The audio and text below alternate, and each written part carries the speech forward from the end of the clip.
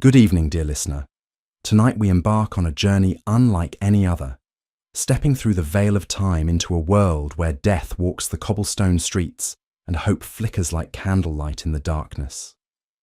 If you enjoy calm history like this, you can also listen on Spotify or explore history audiobooks on Audible. Both are linked in the description for you. I invite you to close your eyes and imagine waking up not as yourself, but as someone entirely different in a time when survival was never guaranteed. The morning light filters weakly through dirty glass, barely illuminating the cramped chamber where you find yourself awakening. Your body feels different, unfamiliar. The rough woolen dress clinging to your frame tells a story you're only beginning to understand. You are Margaret, a baker's daughter in the year 1348. And outside your window, the city of Winchester is slowly dying. The first sensation that hits you isn't the ache in your back from the straw mattress or the chill seeping through the wooden shutters. It's the smell. Sweet decay mingles with burning herbs and human waste, creating an assault on your senses that makes your stomach lurch. This is the scent of a medieval city in the grip of the Black Death, and it will become as familiar to you as breathing. You swing your legs over the edge of the narrow bed, your bare feet touching cold stone. The chamber is small, perhaps 8 feet square, shared with your younger sister, who lies still beneath her threadbare blanket. For a terrifying moment, you wonder if she's simply sleeping, or if the pestilence has claimed another victim during the night. Relief floods through you as she stirs, coughing softly in her sleep. The wooden stairs creak ominously as you descend to the bakery below. Your father, Thomas, is already at work despite the early hour. His weathered hands knead dough with practiced efficiency, but you notice the tremor that wasn't there a month ago. The plague has aged everyone prematurely, stealing strength and certainty from even the most robust citizens. Your daily routine begins before dawn, as it has for the past 15 years of Margaret's life. The ovens must be lit, the dough prepared, and the day's bread baked before the morning customers arrive. But these are no ordinary times, and your customers are no ordinary people. They are survivors in a world where half the population has already perished. The bellows wheeze as you pump air into the oven's flames, watching the orange light dance across the soot-stained walls. Each loaf of bread you'll bake today represents more than sustenance. It's hope made tangible, proof that life continues even when death seems victorious. Your hands, now calloused and strong from years of labor, work automatically while your mind struggles to comprehend this new reality. The first customer arrives as the sun climbs higher, casting long shadows through the narrow windows. She's wrapped in a heavy cloak despite the season, her face partially hidden by cloth, meant to ward off the evil vapors that many believe carry the disease. Her coins clink on the wooden counter as she purchases her daily bread, but her eyes never meet yours. In a world where a cough can mean death, even the simplest human interactions have become fraught with fear. Margaret's memories flood your consciousness as you serve customer after customer. You remember when the streets were filled with merchants hawking their wares, children playing games in the squares, and the sound of laughter echoing from the taverns. Now, the city moves with the deliberate caution of prey animals, every person calculating the risk of each encounter. The bread sells quickly, despite the reduced population. Those who remain alive are desperate for normalcy, for the simple comfort of warm bread that speaks to life continuing, despite the devastation surrounding them. Your father counts the coins with satisfaction, but you see the worry lines etched deeper around his eyes each day. Business is good because competition has been eliminated by death, not because prosperity has returned. By midday, the heat from the ovens becomes oppressive, but you dare not open the windows wide. The city's air carries more than just unpleasant odors now. It carries whispers of contagion, rumors of new outbreaks, and the constant underlying fear that shapes every decision. You've learned to breathe shallowly when strangers approach, to keep your distance even from familiar faces. Your sister Emma descends the stairs, her pale face a constant reminder of how quickly health can deteriorate in these times. She's only 13, but her eyes hold the gravity of someone much older. The plague has stolen childhood from an entire generation, replacing innocent games with survival skills and carefree laughter with cautious whispers. The afternoon brings its own challenges as you venture into the streets to purchase flour from the miller. The cobblestones are uneven beneath your leather shoes, worn thin from daily use. Every step requires careful attention, not just to avoid stumbling, but to navigate around the human waste that flows in open channels down the centre of each street. Winchester's narrow lanes twist and turn like a maze designed by madmen. Buildings lean precariously toward each other, their upper stories nearly touching overhead, blocking out much of the precious sunlight. In this perpetual twilight, shadows hide both opportunity and danger. You've learned to walk quickly but quietly, drawing as little attention to yourself as possible. The marketplace that once bustled with activity now resembles a ghost town with scattered survivors. Vendors who remain alive charge premium prices for their goods, knowing that desperation makes people willing to pay almost anything for necessities.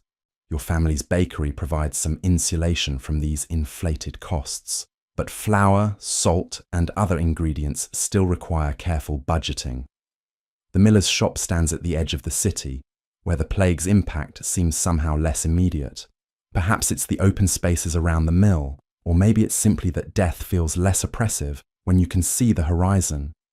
The great wooden wheel turns slowly in the stream, grinding grain with the same methodical persistence that has sustained communities for generations.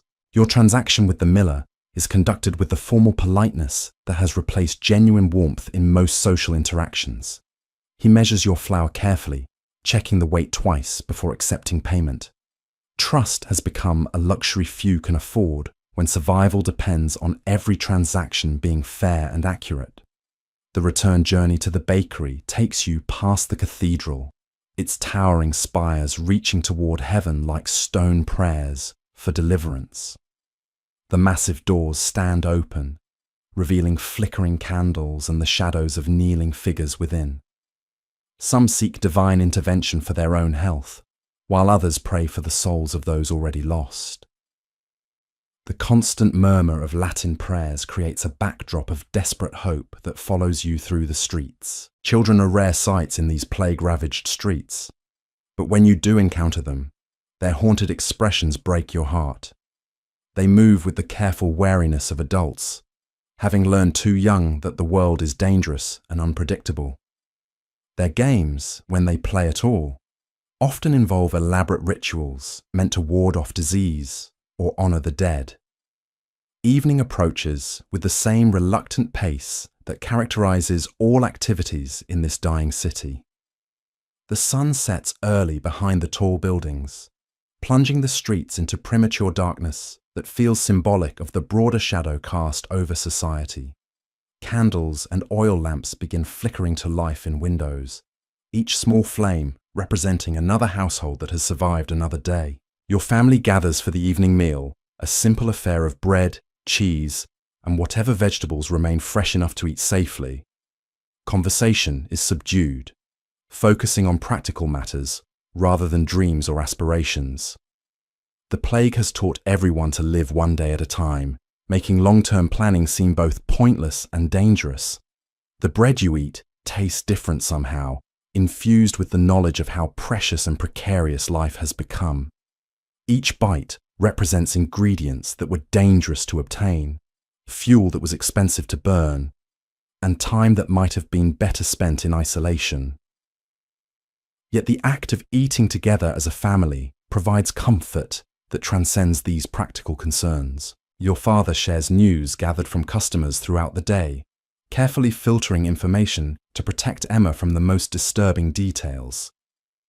Reports of new outbreaks in neighbouring villages, stories of abandoned homes where entire families have perished, and rumours of miracle cures that invariably prove false. The flow of information in a medieval city relies entirely on human contact making every piece of news potentially contaminated with more than just falsehood. As darkness settles fully over Winchester, you help prepare the bakery for tomorrow's work. Dough must be prepared and left to rise overnight, ovens banked to maintain proper temperature, and ingredients measured for the morning's baking.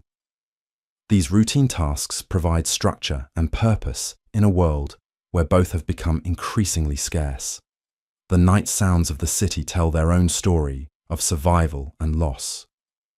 Dogs bark in the distance, their owners long dead, but their loyalty persisting. Rats scurry through the walls with bold confidence, knowing that cats have become too valuable as plague fighters to spare for mere pest control. Occasionally, human voices drift through the darkness, usually carrying news too urgent to wait for daylight. Your chamber feels smaller tonight, perhaps because you're more aware of the walls that separate you from the dangerous world beyond. The straw mattress that seemed uncomfortable this morning now feels like a luxury compared to the alternatives facing those without shelter. Sleep comes fitfully, interrupted by sounds both real and imagined, dreams mixing with waking fears in ways that make rest elusive. Tomorrow will bring another day of survival in this plague-ridden medieval city, another test of endurance and adaptability in circumstances that would challenge anyone's resolve. The woman you've become, Margaret the baker's daughter, faces each dawn with a courage born of necessity and shaped by the terrible beauty of human persistence in the face of overwhelming odds. The pre-dawn hours stretch endlessly as you lie listening to the city's troubled breathing. Winchester never truly sleeps anymore, and neither do its surviving inhabitants. Your mind, still adjusting to Margaret's memories and instincts, processes the constant low-level anxiety that has become normal life. Every distant sound could signal danger. Every moment of silence might indicate something worse. When you finally rise again, your movements have acquired the careful deliberation that marks all plague survivors. Nothing is done hastily or carelessly anymore. You dress slowly, checking each piece of clothing for signs of wear that might expose skin to contaminated air. The woolen stockings, mended multiple times, still provide essential protection. Your kirtle, though faded from repeated washing with harsh lye soap, remains your primary defense against the elements and unseen threats. The bakery's familiar routine offers comfort, but today brings an unexpected complication. A knock at the shuttered window announces a customer before official opening time. Your father hesitates, hand frozen on the wooden bar that secures the entrance. Early customers often bring urgent news, and urgent news is rarely good news in these times. The visitor proves to be Master Geoffrey, a cloth merchant whose prosperity has somehow survived the economic collapse that claimed so many others. His request is unusual. He needs bread for a funeral feast, but not just any funeral. His wife has finally succumbed to the wasting illness that has consumed her for months, and he wants to honor her memory with a proper celebration of life rather than the hurried burials that have become commonplace. This commission requires more than your usual daily bread. Master Geoffrey describes elaborate loaves shaped like wheat sheaves, sweet cakes flavored with precious spices, and small individual portions that guests can take without sharing common serving pieces.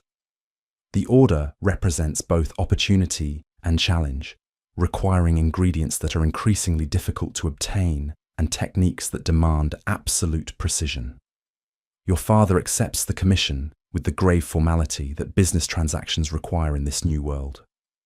The payment offered would sustain your family for weeks, but the work must be completed within 2 days.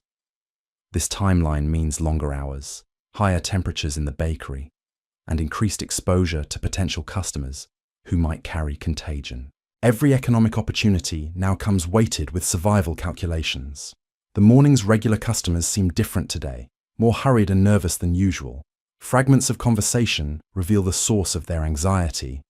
Reports have arrived from London describing a new variation of the pestilence, one that strikes more quickly and shows different symptoms.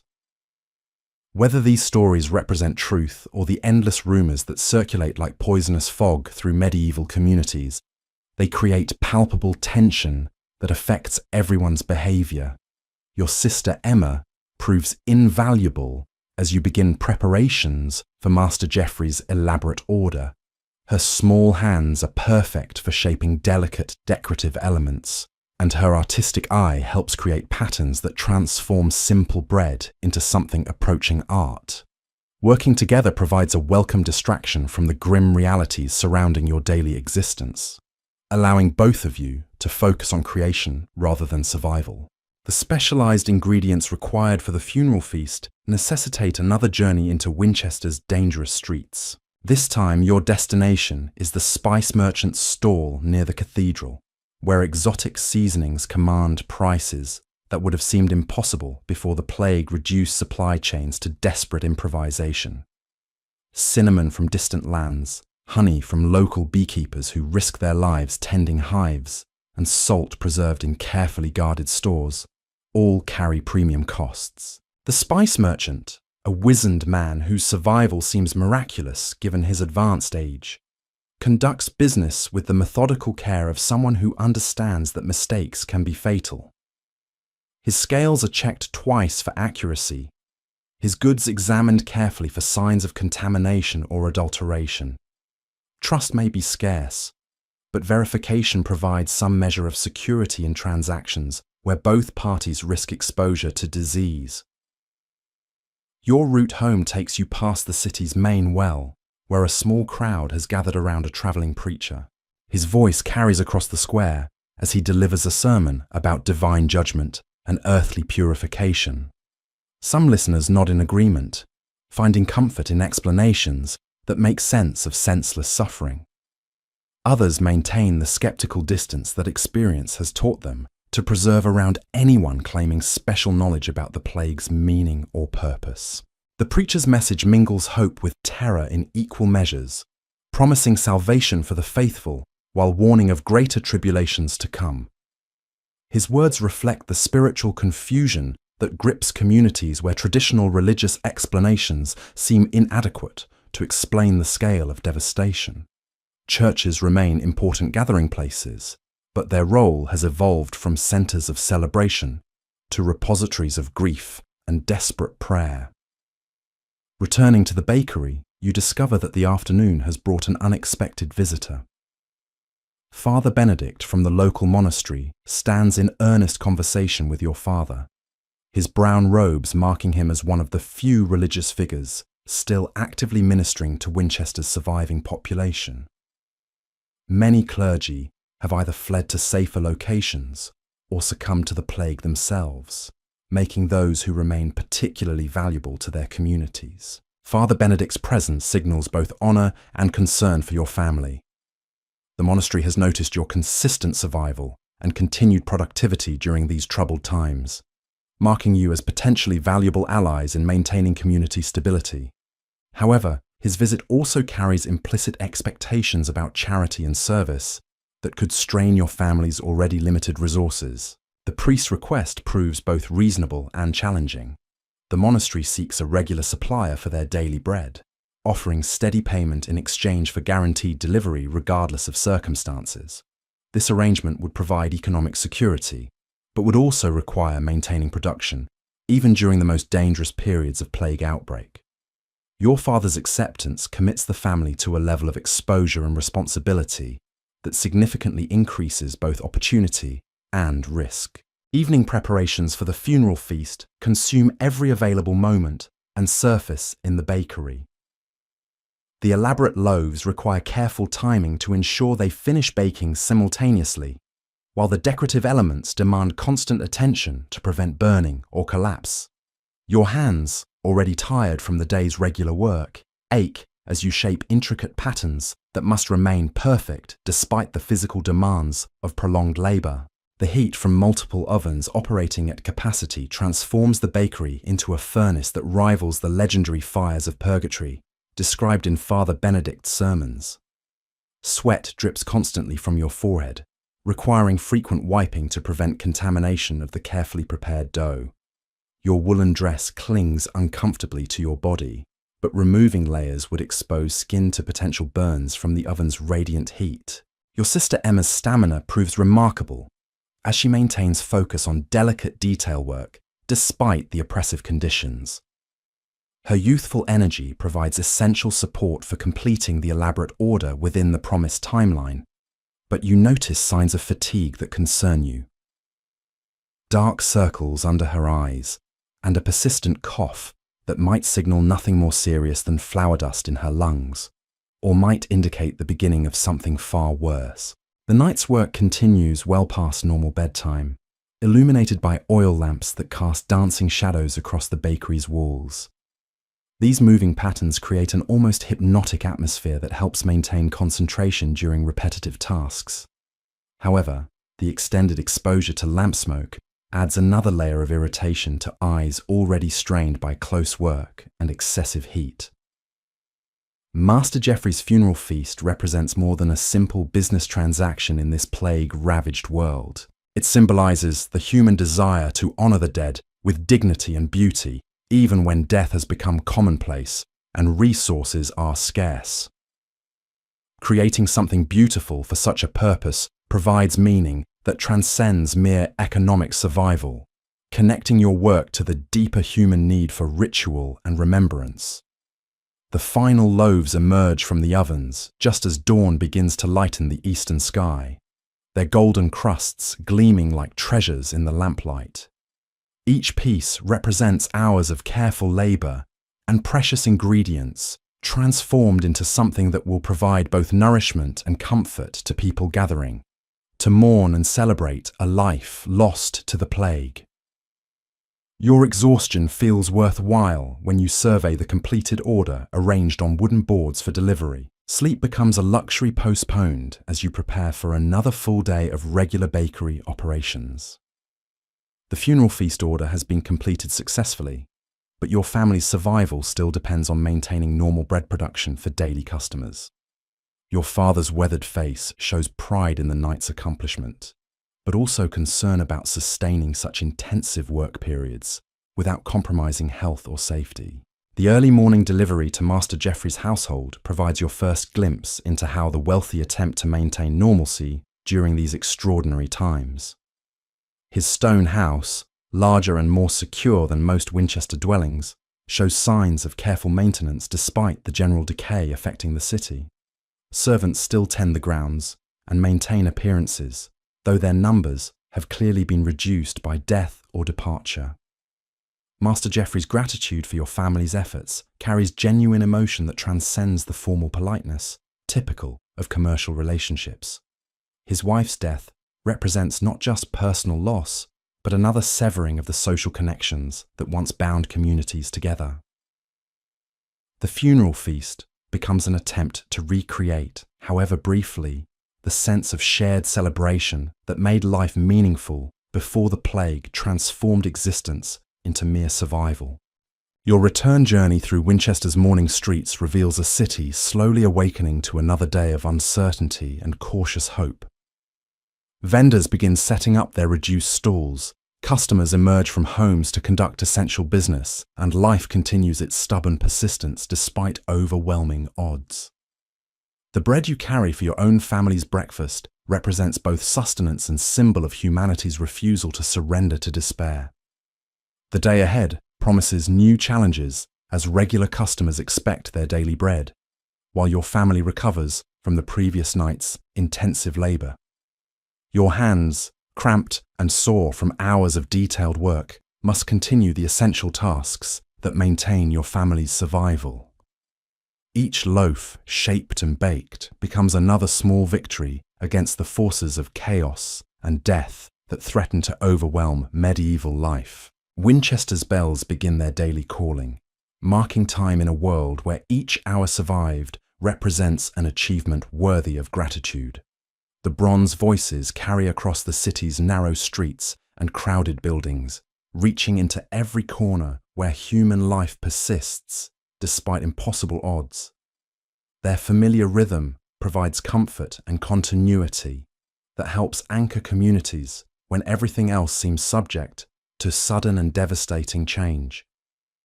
Change. The cathedral's morning prayers drift through your window as you begin another day's work. but today brings whispers of something that makes even hardened survivors pause in their daily routines. A merchant caravan has arrived from the Northern Territories, carrying tales that seem too fantastical for belief, yet too consistent to dismiss entirely. The merchants speak of villages where the dead walk again, not as blessed resurrections, but as something altogether more disturbing. Their accounts describe corpses rising from shallow graves, driven by an insatiable hunger that no earthly food can satisfy. Your rational mind rejects such impossibilities. But Margaret's memories contain folklore about restless spirits and unquiet graves that suddenly seem less like superstition and more like warning. Your father dismisses these stories with the weary skepticism of someone who has witnessed enough real horrors to have no patience for imaginary ones. Yet you notice how his hands shake slightly as he measures flour, and how his eyes dart toward the shuttered windows more frequently than usual. Even the most practical survivors have learned that in times like these, the line between possible and impossible becomes dangerously thin. The morning's customers arrive earlier than normal, their conversations filled with urgent speculation about the merchant's tales. Some speak of preparing additional defences against threats that conventional weapons cannot address. Others argue for immediate evacuation from Winchester, claiming that cities become death traps when supernatural forces join natural pestilence in devastating human communities. Your sister Emma listens to these discussions with the wide-eyed fascination of youth confronting concepts that exist beyond her experience. Her questions probe the boundaries between death and unlife, between Christian doctrine and pagan fears that Christianity never fully eliminated. You find yourself struggling to provide answers that offer comfort without encouraging dangerous curiosity about matters best left unexplored. The baker's routine continues despite mounting anxiety throughout the city. Dough rises according to natural laws that remain unchanged regardless of supernatural threats. Ovens heat to temperatures that transform grain into sustenance through processes perfected over generations of human ingenuity. These familiar tasks provide anchors of normality in circumstances that challenge every assumption about how the world operates. Yet even routine activities feel different when performed under the shadow of impossible possibilities. The bread you need might feed people who will face threats that no medieval mind was prepared to comprehend.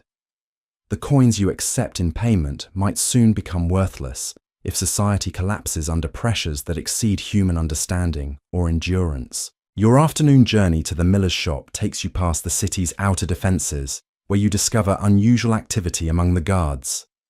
Additional sentries patrol the walls, their attention focused outward rather than on the usual concerns about bandits or enemy armies. Their weapons include items you don't immediately recognise, blessed objects provided by clergy who apparently take the merchant's warnings more seriously than they publicly acknowledge. The miller himself seems unusually talkative, sharing information about defensive preparations being undertaken throughout Winchester's surrounding countryside. Farmers have begun burning their dead rather than burying them, despite religious objections to cremation. Village priests have started blessing weapons with holy water and conducting rituals designed to prevent corpses from rising again. These precautions strike you as simultaneously ridiculous and terrifying. If respected community leaders consider such measures necessary, perhaps the merchant's tales contain enough truth to justify extraordinary responses. Your practical nature rebels against accepting supernatural explanations, but your survival instincts recognize that preparation for unlikely threats often proves wise in dangerous times. The return journey reveals Winchester transforming in subtle but unmistakable ways. Households that survived the plague through careful isolation now seem to be preparing for different kinds of siege. Windows that were merely shuttered against disease-carrying air are being reinforced with additional timber. Doors that provided adequate security against human threats are being reinforced with iron bars and blessed symbols. Children's games have evolved to incorporate elements from the merchant's stories, though their parents try to discourage such activities. Young voices can be heard chanting rhymes about keeping the dead in their graves and protecting the living from unnatural hunger. These innocent adaptations of adult fears demonstrate how quickly communities adjust their cultural practices when faced with new categories of threat. Your evening meal takes place in an atmosphere charged with unspoken anxieties that transform familiar foods into reminders of mortality. The bread tastes the same, but eating it becomes an act of defiance against forces that might make future meals impossible. Each bite represents continued commitment to life and normalcy, despite circumstances that challenge both survival and sanity. Your father shares additional information gathered from customers throughout the day, carefully filtering details to protect Emma from the most disturbing possibilities. Reports describe organized expeditions being planned to investigate the truth behind the merchant's claims. Professional soldiers, experienced clergy, and knowledgeable scholars are combining their expertise to confront threats that no single discipline understands completely. The cathedral's evening bells carry additional significance tonight, their bronze voices calling faithful believers to special prayers designed to strengthen spiritual defenses against supernatural assault. The Latin words drift through Winchester's streets like protective incantations, offering comfort to those who find security in religious ritual and divine protection. Your family's evening prayers acquire new urgency as you request protection not just from plague and earthly dangers, but from threats that exist beyond normal human experience. The familiar words feel insufficient for circumstances that medieval theology struggles to address adequately. Yet speaking them aloud provides comfort that transcends their literal meaning, connecting your household to generations of believers who face their own impossible challenges. Sleep becomes more elusive as your mind processes implications of the day's revelations. Margaret's memories contain enough folklore about restless dead to make the merchant's stories seem plausible, while your modern understanding rebels against accepting explanations that violate natural laws. This internal conflict creates cognitive dissonance that makes rest difficult despite physical exhaustion from intensive labor. The night sounds of Winchester carry additional layers of meaning as you listen for signs of unusual activity. Dogs bark with different urgency when sensing threats they cannot categorize. Cats behave strangely when confronting scents that trigger instinctive fears bred into their species over countless generations. Even rats seem more cautious in their nocturnal activities, as if sensing predators that operate according to unfamiliar rules. Your chamber feels simultaneously too small and too exposed as you contemplate threats that walls and doors might not effectively contain. The straw mattress that provided adequate comfort last night now seems inadequate protection against dangers that might not require physical entry to reach their victims. Your woolen blanket offers warmth but little security against fears that penetrate deeper than cold air. Dawn arrives with the same reluctant pace that characterizes all activities in plague-ravaged Winchester, but today brings additional weight of uncertainty about what challenges the coming hours might reveal. The morning light filtering through dirty glass seems dimmer somehow, as if even the sun struggles to illuminate a world where natural and supernatural horrors compete for dominance over human affairs. Your morning routine acquires new significance as each familiar task becomes potentially the last time you perform it, under circumstances that remain recognizably normal. Dressing in Margaret's woolen garments, descending the creaking stairs, lighting the ovens, and preparing dough all feel like acts of faith in the continuity of ordinary life despite extraordinary threats. The bakery's familiar smells of yeast and grain provide comfort that transcends their immediate sensory impact. These aromas connect your present circumstances to countless generations of bakers who face their own challenges while maintaining the essential human activity of transforming raw materials into sustenance. Their persistence through previous disasters offers hope for surviving current impossibilities. Your father's movements show the careful deliberation of someone who has decided to maintain normal routines, regardless of circumstances beyond his control. His weathered hands knead dough with the same practiced efficiency that sustained your family through the plague's worst periods. This determination to continue essential work provides stability that helps anchor your household against forces that threaten to sweep away everything familiar. The first customer arrives as shadows begin retreating before advancing daylight, her face showing the strain of sleepless hours spent contemplating threats that defy rational analysis. Her purchase of daily bread becomes an act of defiance against despair, a declaration that life must continue even when death takes forms that exceed human understanding. Her coins clink against the wooden counter with the same solid reality that grounds all commercial transactions in physical necessity. Winchester's narrow streets echo with the sounds of a community adapting to circumstances that challenge every assumption about survival in dangerous times. Hammers ring against metal as blacksmiths forge weapons designed for battles against enemies that conventional tactics cannot address. Voices chant prayers in languages both familiar and ancient, seeking divine intervention against threats that human wisdom cannot fully comprehend.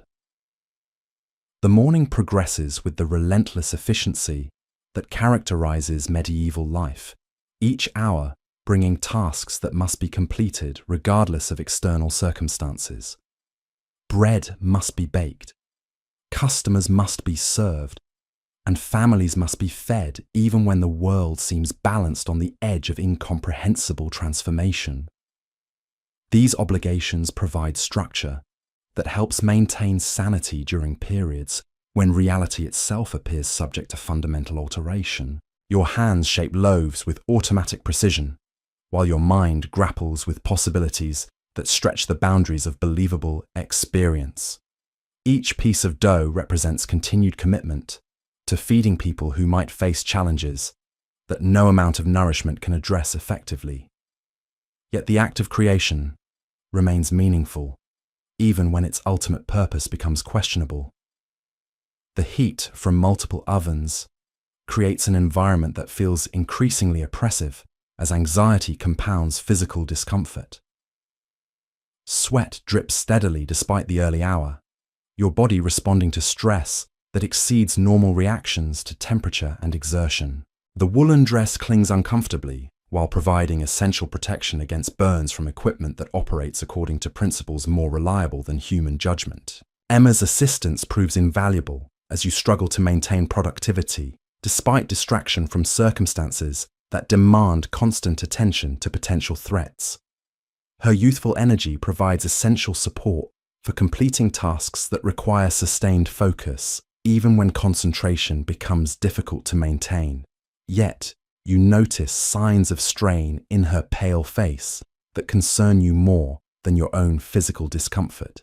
The morning's bread emerges from ovens with the same golden perfection that has characterized your family's work for generations. But today, each loaf feels like a small miracle, accomplished despite impossible odds. Their familiar aroma provides comfort that transcends immediate circumstances, connecting present struggles to the continuity of human persistence through countless previous disasters. Customers continue arriving throughout the morning, their faces reflecting the same mixture of determination and fear that marks all survivors who refuse to surrender hope despite overwhelming challenges. Their conversations reveal a community mobilizing resources to confront threats that exceed individual capabilities, while maintaining essential activities that sustain collective survival. Each transaction becomes an act of mutual support that strengthens bonds between people facing unprecedented dangers together.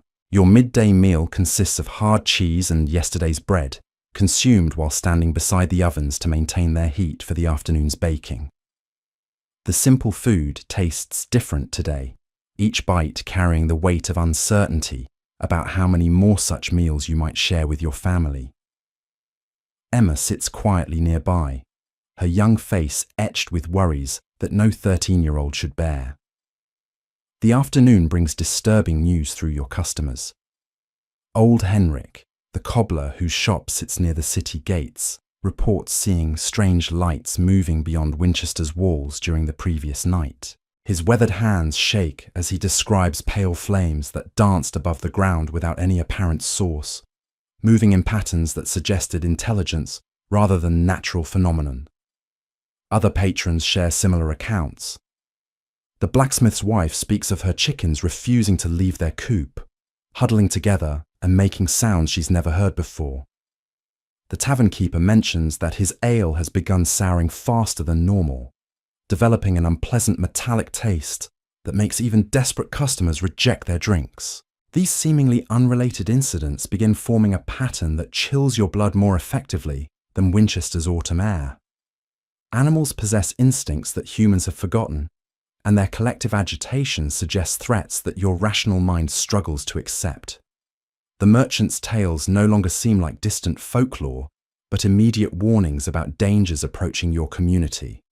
Your father maintains his stoic demeanor while serving customers, but you catch him glancing repeatedly toward the shuttered windows as if expecting unwelcome visitors. His military service years ago taught him to recognize when circumstances shift from merely dangerous to genuinely catastrophic. The subtle changes in his posture and movements signal preparations for conflicts that conventional weapons might not resolve. The afternoon's flower delivery requires another journey through Winchester's increasingly tense streets. Your route takes you past the monastery, where you observe unusual activity among the brown-robed brothers. They're constructing additional barriers around their walls, not the simple fortifications designed to deter human raiders, but elaborate arrangements of blessed symbols and consecrated materials. Brother Francis, whom you've known since childhood, acknowledges your passing with a grave nod that confirms your worst suspicions. The Church's response to the merchant's warnings extends beyond mere precaution into active preparation for supernatural warfare. Holy water is being prepared in unprecedented quantities, while ancient texts are being consulted for rituals long forgotten in more peaceful times. The miller's establishment shows similar signs of unusual preparation. Additional guards patrol the perimeter, their weapons gleaming with fresh applications of blessed oil. The great wheel continues its eternal rotation, grinding grain with mechanical persistence that provides reassurance about some things remaining constant despite extraordinary circumstances. Your transaction with the miller proceeds with the formal courtesy that has replaced casual conversation in these dangerous times. He weighs your flour with extra care, as if precise measurement might provide protection against imprecise threats. His eyes frequently dart toward the horizon, scanning for signs of approaching danger that conventional watchtowers might not detect. The return journey reveals Winchester's transformation accelerating beyond recognition. Households that survived the plague through careful isolation now implement additional protective measures designed for different categories of threat. Doorways display newly carved symbols whose meanings escape your understanding, but whose purpose seems clear enough. Children have disappeared entirely from the streets, their families keeping them safely indoors, despite the psychological costs of such confinement. The few adults you encounter move with the purposeful haste of people conducting essential business, while minimizing exposure to unknown dangers. Conversations occur in whispers, as if speaking loudly might attract unwanted attention from listeners who shouldn't exist. The bakery feels like a sanctuary when you finally return, its familiar warmth and comforting aromas providing temporary refuge from mounting anxieties. Yet even this safe space cannot entirely exclude the growing sense that Winchester itself might become indefensible against threats that operate according to rules no human authority understands or controls. Evening preparations for tomorrow's bread acquire additional significance as you realize that maintaining normal routines might become impossible if the merchant's warnings prove accurate. Each batch of dough prepared tonight could be the last produced under circumstances that remain recognizably ordinary. Your hands work automatically while your mind contemplates scenarios that challenge every assumption about survival and continuity. The heat from banked ovens feels more oppressive tonight, perhaps because anxiety amplifies every physical discomfort. Your woolen dress clings uncomfortably to skin damp with perspiration that reflects stress more than temperature. The familiar tasks of measuring ingredients and preparing workspace become more difficult when performed under emotional pressure that exceeds normal concerns about business success. Emma's assistance proves essential as you struggle to maintain focus despite distractions that seem to multiply with each passing hour. Her steady presence provides anchoring that helps counteract the disorienting effects of contemplating possibilities that exist beyond normal experience. Yet you notice how her hands tremble slightly when handling delicate work, revealing that she too feels the weight of approaching crisis. Your father shares information gathered from afternoon customers, carefully filtering details to protect Emma while ensuring that your family remains informed about developing situations. Reports describe organized patrols being established throughout Winchester's surrounding countryside, combining professional soldiers with clergy experienced in confronting supernatural threats. These defensive preparations strike you as simultaneously reassuring and terrifying. If respected authorities consider such measures necessary, the merchant's tales must contain sufficient truth to justify extraordinary responses. Your practical nature rebels against accepting supernatural explanations, but survival instincts recognize that preparation often determines outcomes when facing unknown dangers. The evening's bread emerges from ovens with the same golden perfection that has characterized your family's work throughout the plague years. But tonight, each loaf feels like a small victory against forces that threaten to destroy everything familiar. Their warm aroma fills the bakery with comfort that transcends immediate circumstances, connecting your current struggles to generations of bakers who persevered through their own impossible challenges. Customer conversations reveal a community mobilizing resources for confrontations that exceed individual capabilities, while maintaining essential activities that sustain collective survival. The butcher speaks of blessing his knives with holy water, while the carpenter describes reinforcing doors with consecrated iron.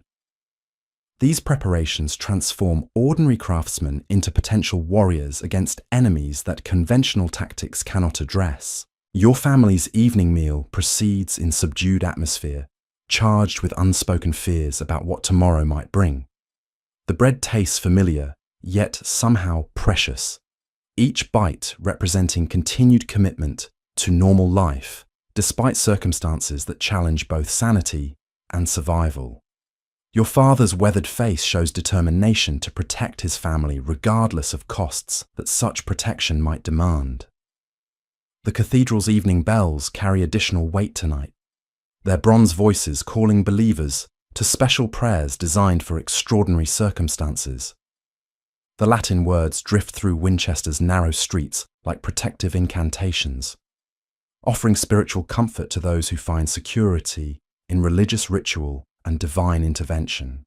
Your family's prayers acquire new urgency as you request protection from threats that exist beyond normal human experience. The familiar words feel inadequate for circumstances that medieval theology struggles to address completely, yet speaking them provides comfort that transcends literal meaning.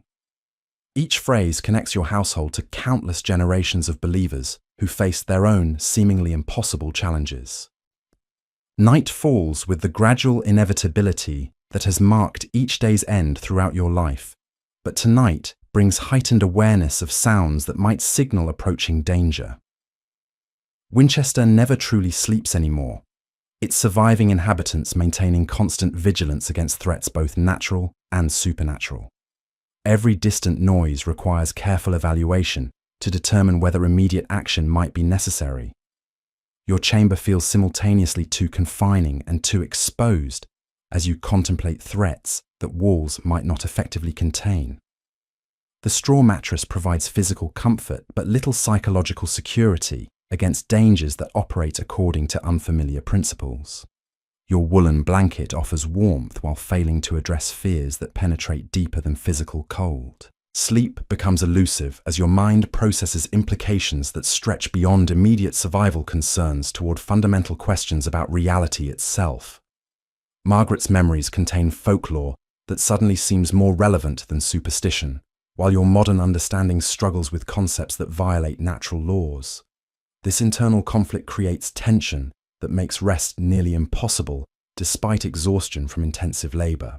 The night sounds of Winchester acquire new significance as you listen for signs that might indicate supernatural activity. Dogs bark with unusual patterns that suggest they're responding to stimuli beyond human perception. Cats move restlessly through shadows, their primitive instincts detecting threats that rational minds cannot categorize or comprehend.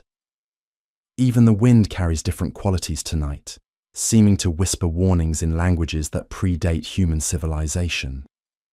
Tree branches scrape against shutters with rhythms that sound almost like deliberate communication, as if nature itself attempts to convey information about approaching dangers that exceed normal understanding. Your exhausted mind begins creating patterns from random sounds, transforming innocent noises into potential evidence of supernatural presence. Each creak of settling timber becomes footsteps of unwelcome visitors. Every gust of wind through narrow streets sounds like voices calling from realms that exist beyond mortal experience. Dawn approaches with reluctance that matches your own hesitation to face whatever challenges the new day might reveal. The gradual lightening of your chamber's darkness provides minimal comfort when daylight itself might expose threats that darkness mercifully concealed. Your body aches from tension maintained throughout sleepless hours, muscles cramped from unconscious preparations for dangers that conventional defenses cannot address. The morning routine begins with automatic movements that provide stability through their very familiarity.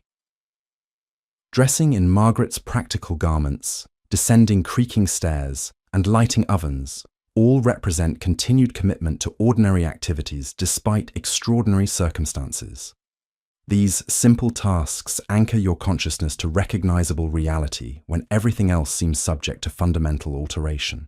Your father's presence in the bakery provides reassurance that transcends words. His steady determination to maintain essential work, offering hope that normal life might continue despite impossible challenges.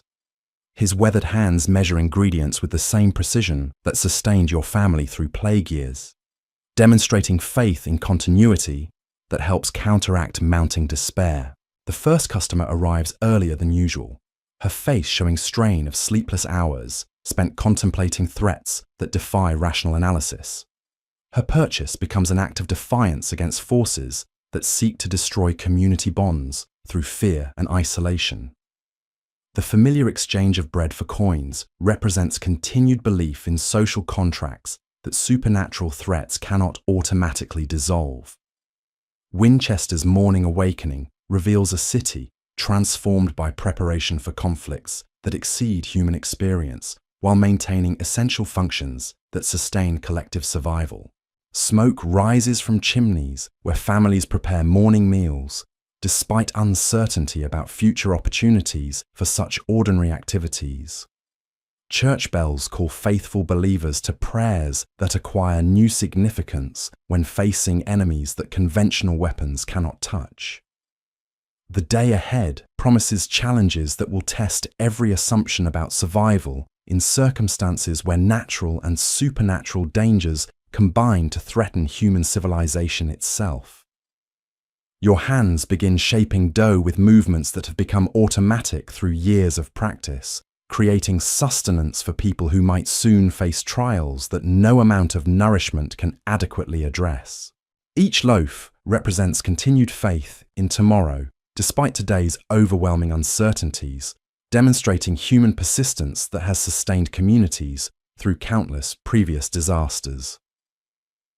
The familiar rhythm of kneading and shaping provides comfort that transcends immediate circumstances, connecting present struggles to eternal cycles of creation that persist regardless of temporary chaos. The morning progresses with relentless efficiency that characterizes all medieval activities, each hour bringing obligations that must be fulfilled regardless of external circumstances that threaten to overwhelm human capabilities. Bread must be baked, customers must be served, and life must continue even when continuation itself becomes an act of courage rather than simple habit. Your afternoon customers bring increasingly disturbing reports from Winchester's outer districts. Martha, the weaver whose cottage sits near the old cemetery, speaks in hushed tones about graves that appear disturbed, despite the hard-packed earth that should prevent such disturbance. Her weathered hands shake as she describes mounds of soil scattered around headstones, as if something had clawed its way up from below rather than been buried down from above. The blacksmith arrives next, his massive frame somehow diminished by the fear etched across his soot-stained features. His forge has been burning continuously for 3 days, he explains, not to meet increased demand for horseshoes or farming tools, but to craft items whose purpose he barely understands. Local priests have commissioned iron crosses, blessed daggers, and chains sanctified with holy water, all designed for purposes that traditional metalworking never anticipated. Your sister Emma listens to these accounts with the wide-eyed fascination of youth encountering concepts beyond her sheltered experience. Her innocent questions probe the boundaries between life and death, between Christian doctrine and ancient fears that Christianity never fully eliminated from medieval consciousness. You find yourself struggling to provide explanations that offer comfort without encouraging dangerous curiosity about matters that might be better left unexplored. The afternoon's routine tasks acquire new weight as you realize that maintaining normal activities might soon become impossible if the merchant's warnings prove accurate.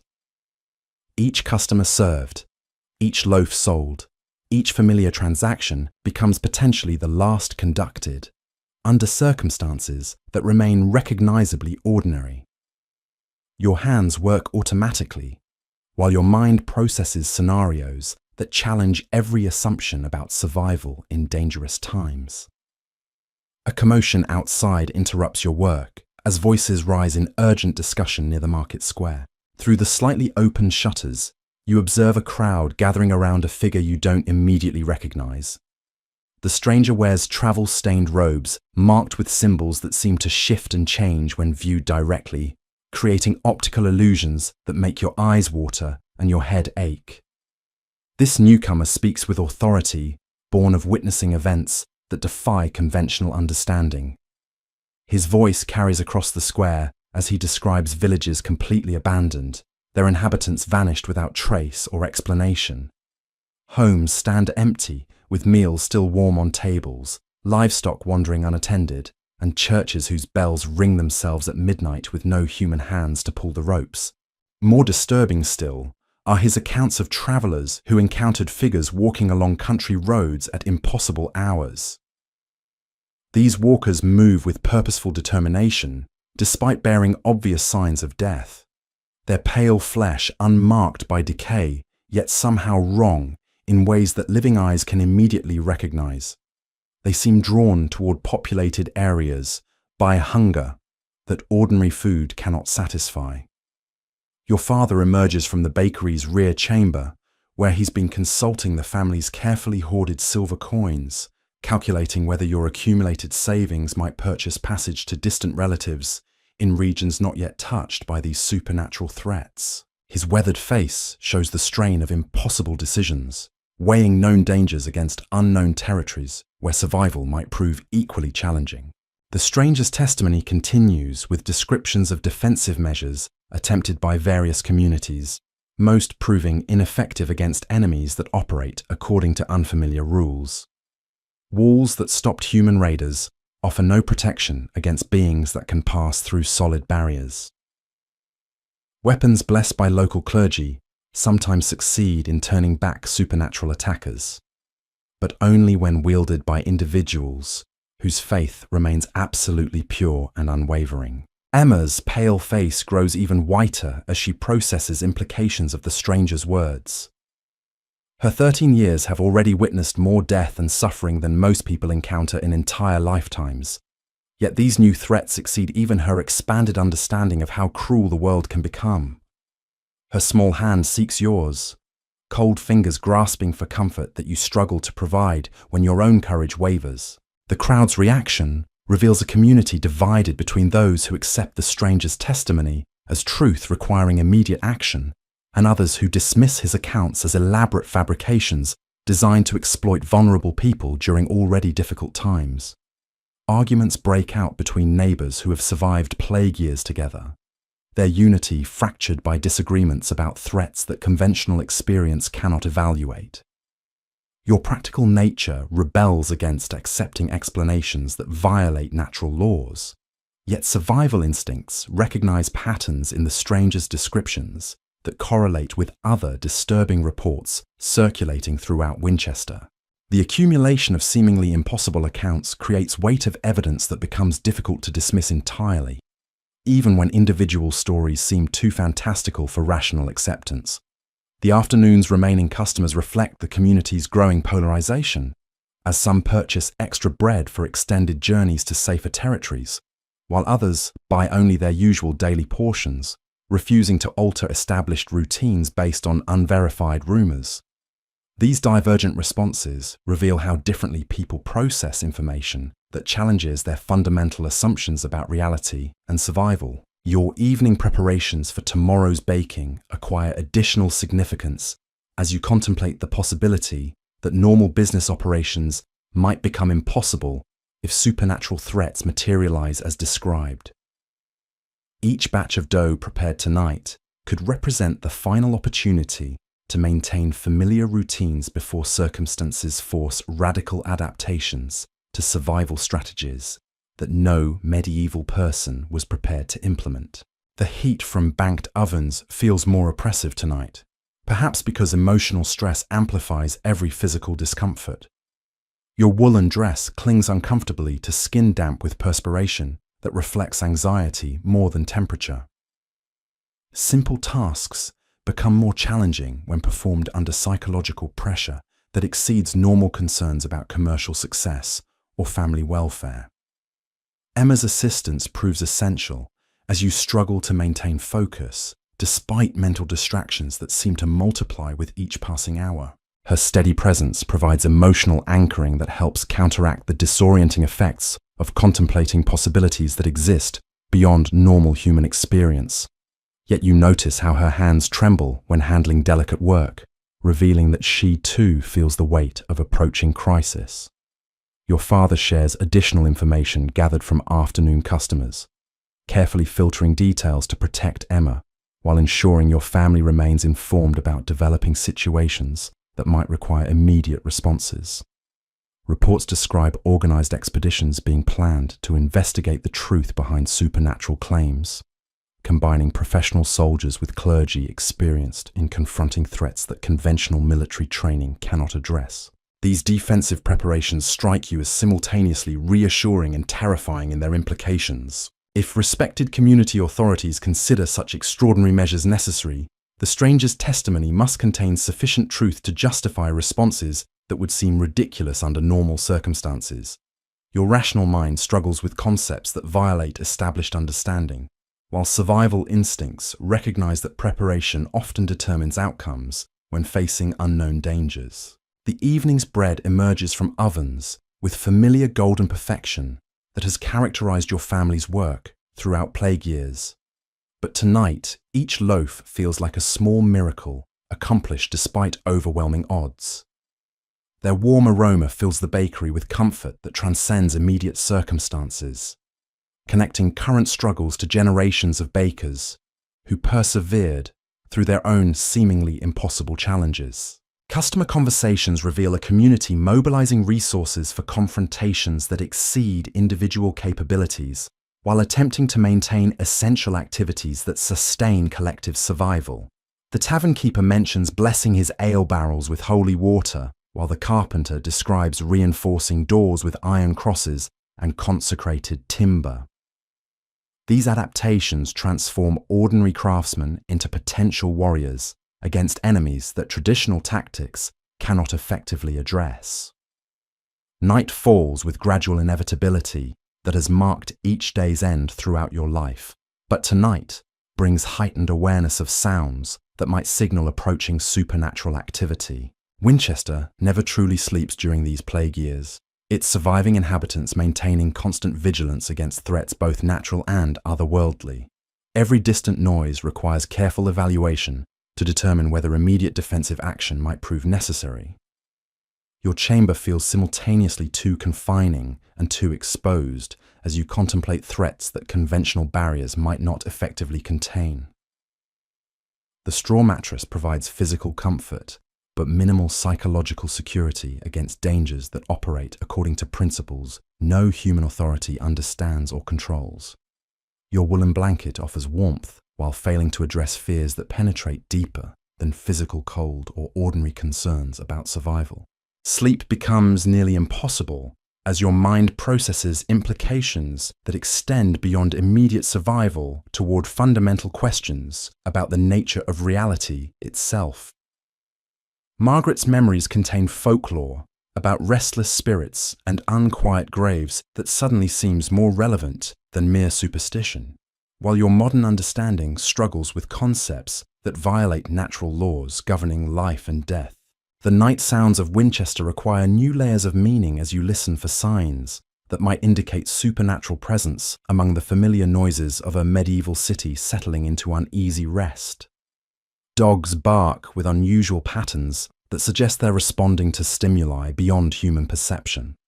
Cats move restlessly through shadows, their primitive instincts detecting threats that rational minds cannot categorize or comprehend adequately.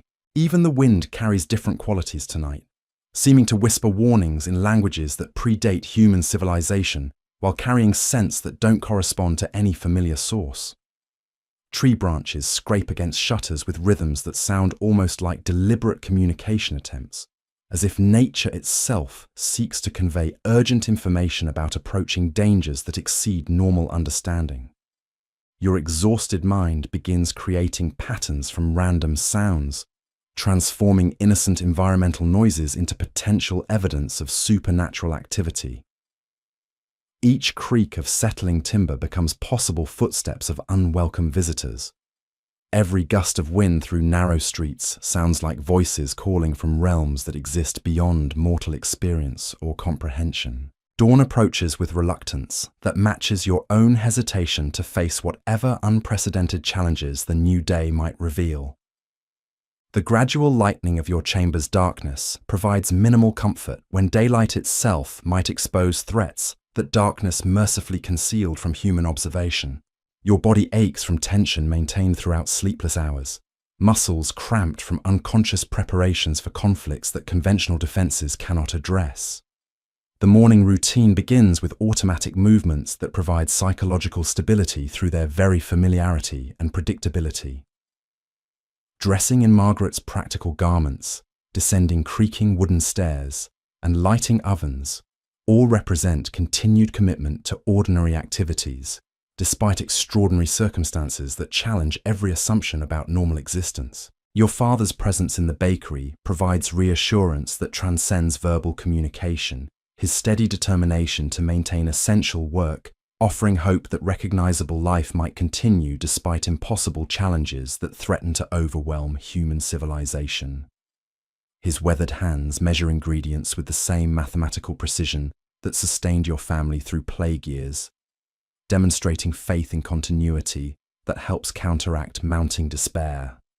The first customer arrives significantly earlier than usual, her face showing clear evidence of sleepless hours spent contemplating threats that defy rational analysis or conventional response. Her purchase of daily bread becomes an act of defiance against forces that seek to destroy community bonds through systematic cultivation of fear and social isolation. The familiar exchange of baked goods for copper coins represents continued belief in social contracts that supernatural threats cannot automatically dissolve. Winchester's morning awakening reveals a city transformed by preparation for conflicts that exceed normal human experience, while desperately attempting to maintain essential functions that sustain collective survival. Smoke rises from countless chimneys where families prepare morning meals, despite profound uncertainty about future opportunities for such ordinary domestic activities. Church bells call faithful believers to prayers that acquire unprecedented significance when facing enemies that conventional weapons cannot touch or traditional military strategies cannot defeat. Your hands begin shaping dough with movements that have become completely automatic through years of daily practice, creating sustenance for people who might soon face trials that no amount of physical nourishment can adequately address or prepare them for. Each loaf represents continued faith in tomorrow's existence despite today's overwhelming uncertainties, demonstrating human persistence that has sustained communities through countless previous disasters throughout history. The morning progresses with relentless efficiency that characterizes all medieval activities, each hour bringing specific obligations that must be fulfilled regardless of external circumstances that threaten to overwhelm human capabilities entirely. Bread must be baked according to established schedules, customers must be served with traditional courtesy, and daily life must continue even when continuation itself becomes an act of courage rather than simple habit or routine expectation. Yet today brings subtle changes that distinguish this morning from all previous ones in your experience. Customers speak in hushed whispers about preparations they cannot fully explain, purchasing extra provisions for journeys they hope never to undertake. Their conversations reveal a community caught between denial and acceptance of possibilities that challenge every comfortable assumption about survival in familiar surroundings. The stranger from yesterday's market square appears at your counter as the morning light strengthens, his travel-stained robes now clearly visible in detail that makes you wish for continued shadows. The symbols embroidered along his sleeves seem to move independently of the fabric that bears them, creating visual distortions that make sustained observation physically uncomfortable and mentally disturbing. His request proves simple enough in its basic components, yet complex in its implications for your family's immediate future. He seeks provisions for a journey to distant monasteries, where ancient knowledge might provide guidance for confronting supernatural threats that exceed local expertise. His willingness to pay premium prices for travel bread suggests both desperation and access to resources that ordinary merchants rarely possess. Your father's response reveals careful calculation of risks and opportunities that extend beyond simple commercial considerations. Accepting this commission would provide significant income during uncertain times, but would also associate your family with activities that might attract unwanted attention from forces both natural and supernatural. The decision requires weighing immediate benefits against potential consequences that no one can accurately predict or control. Emma watches these negotiations with fascination that concerns you more than her obvious fear would. Her youthful curiosity about matters that adults struggle to comprehend represents dangers that extend beyond immediate physical threats to psychological and spiritual welfare. Some knowledge proves too dangerous for unprepared minds to process safely, regardless of intellectual capability or emotional maturity. The stranger's presence transforms your familiar bakery into a space where ordinary and extraordinary intersect in ways that make simple activities feel laden with significance that exceeds their apparent purpose. His very existence validates accounts that rational minds prefer to dismiss, forcing acknowledgement of realities that comfortable assumptions cannot accommodate or explain adequately.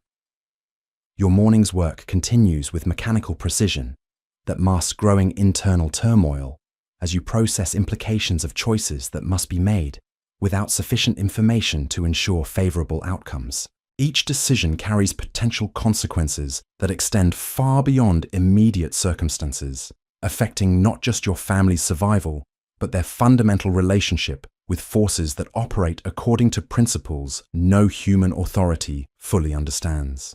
The heat from multiple ovens creates an environment that feels increasingly oppressive, as psychological pressure compounds physical discomfort in ways that make concentration difficult to maintain. Simple tasks require extraordinary effort when performed under emotional stress that exceeds normal concerns about commercial success or family welfare during dangerous times. Your sister's steady assistance proves invaluable as you struggle to maintain productivity despite mental distractions that multiply with each new piece of disturbing information. Her reliable presence provides emotional stability that helps counteract the disorienting effects of contemplating scenarios that exist beyond conventional experience or preparation. The stranger's final request reveals the true purpose of his visit to your establishment. Beyond simple provisions for travel, he seeks information about local defensive preparations and community responses to supernatural threats that might affect broader regional strategies for confronting dangers that exceed individual capabilities. His questions probe the boundaries between public knowledge and private fears that families prefer to keep hidden from outside scrutiny. Your father's responses demonstrate the careful diplomacy required when dealing with individuals whose authority and intentions remain unclear despite their apparent expertise in matters that conventional wisdom cannot address. Providing too much information might compromise your family's security, while offering too little could miss opportunities for protection that such connections might provide during unprecedented challenges. The morning's final customers arrive with news that validates the stranger's warnings, while eliminating remaining hopes that supernatural threats might prove exaggerated or entirely fictional.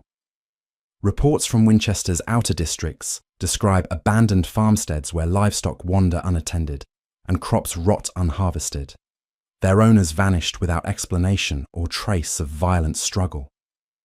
These accounts describe a pattern of disappearances that follows no recognizable logic based on wealth, social status, or defensive preparations. Entire families vanish simultaneously, leaving behind personal possessions and daily activities interrupted mid-task.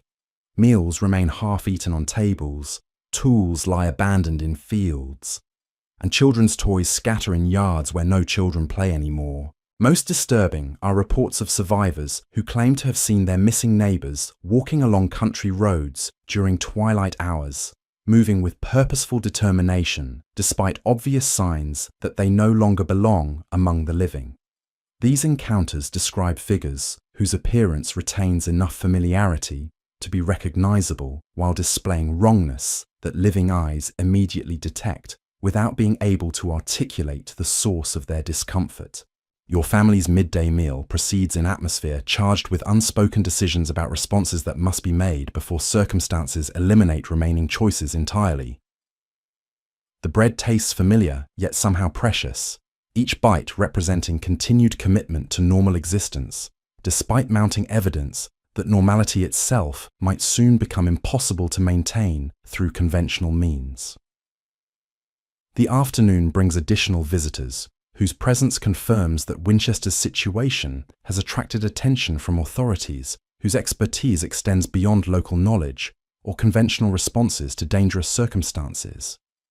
These newcomers wear robes marked with symbols that identify them as members of religious orders specializing in confronting threats that ordinary clergy cannot address effectively without special training and preparation.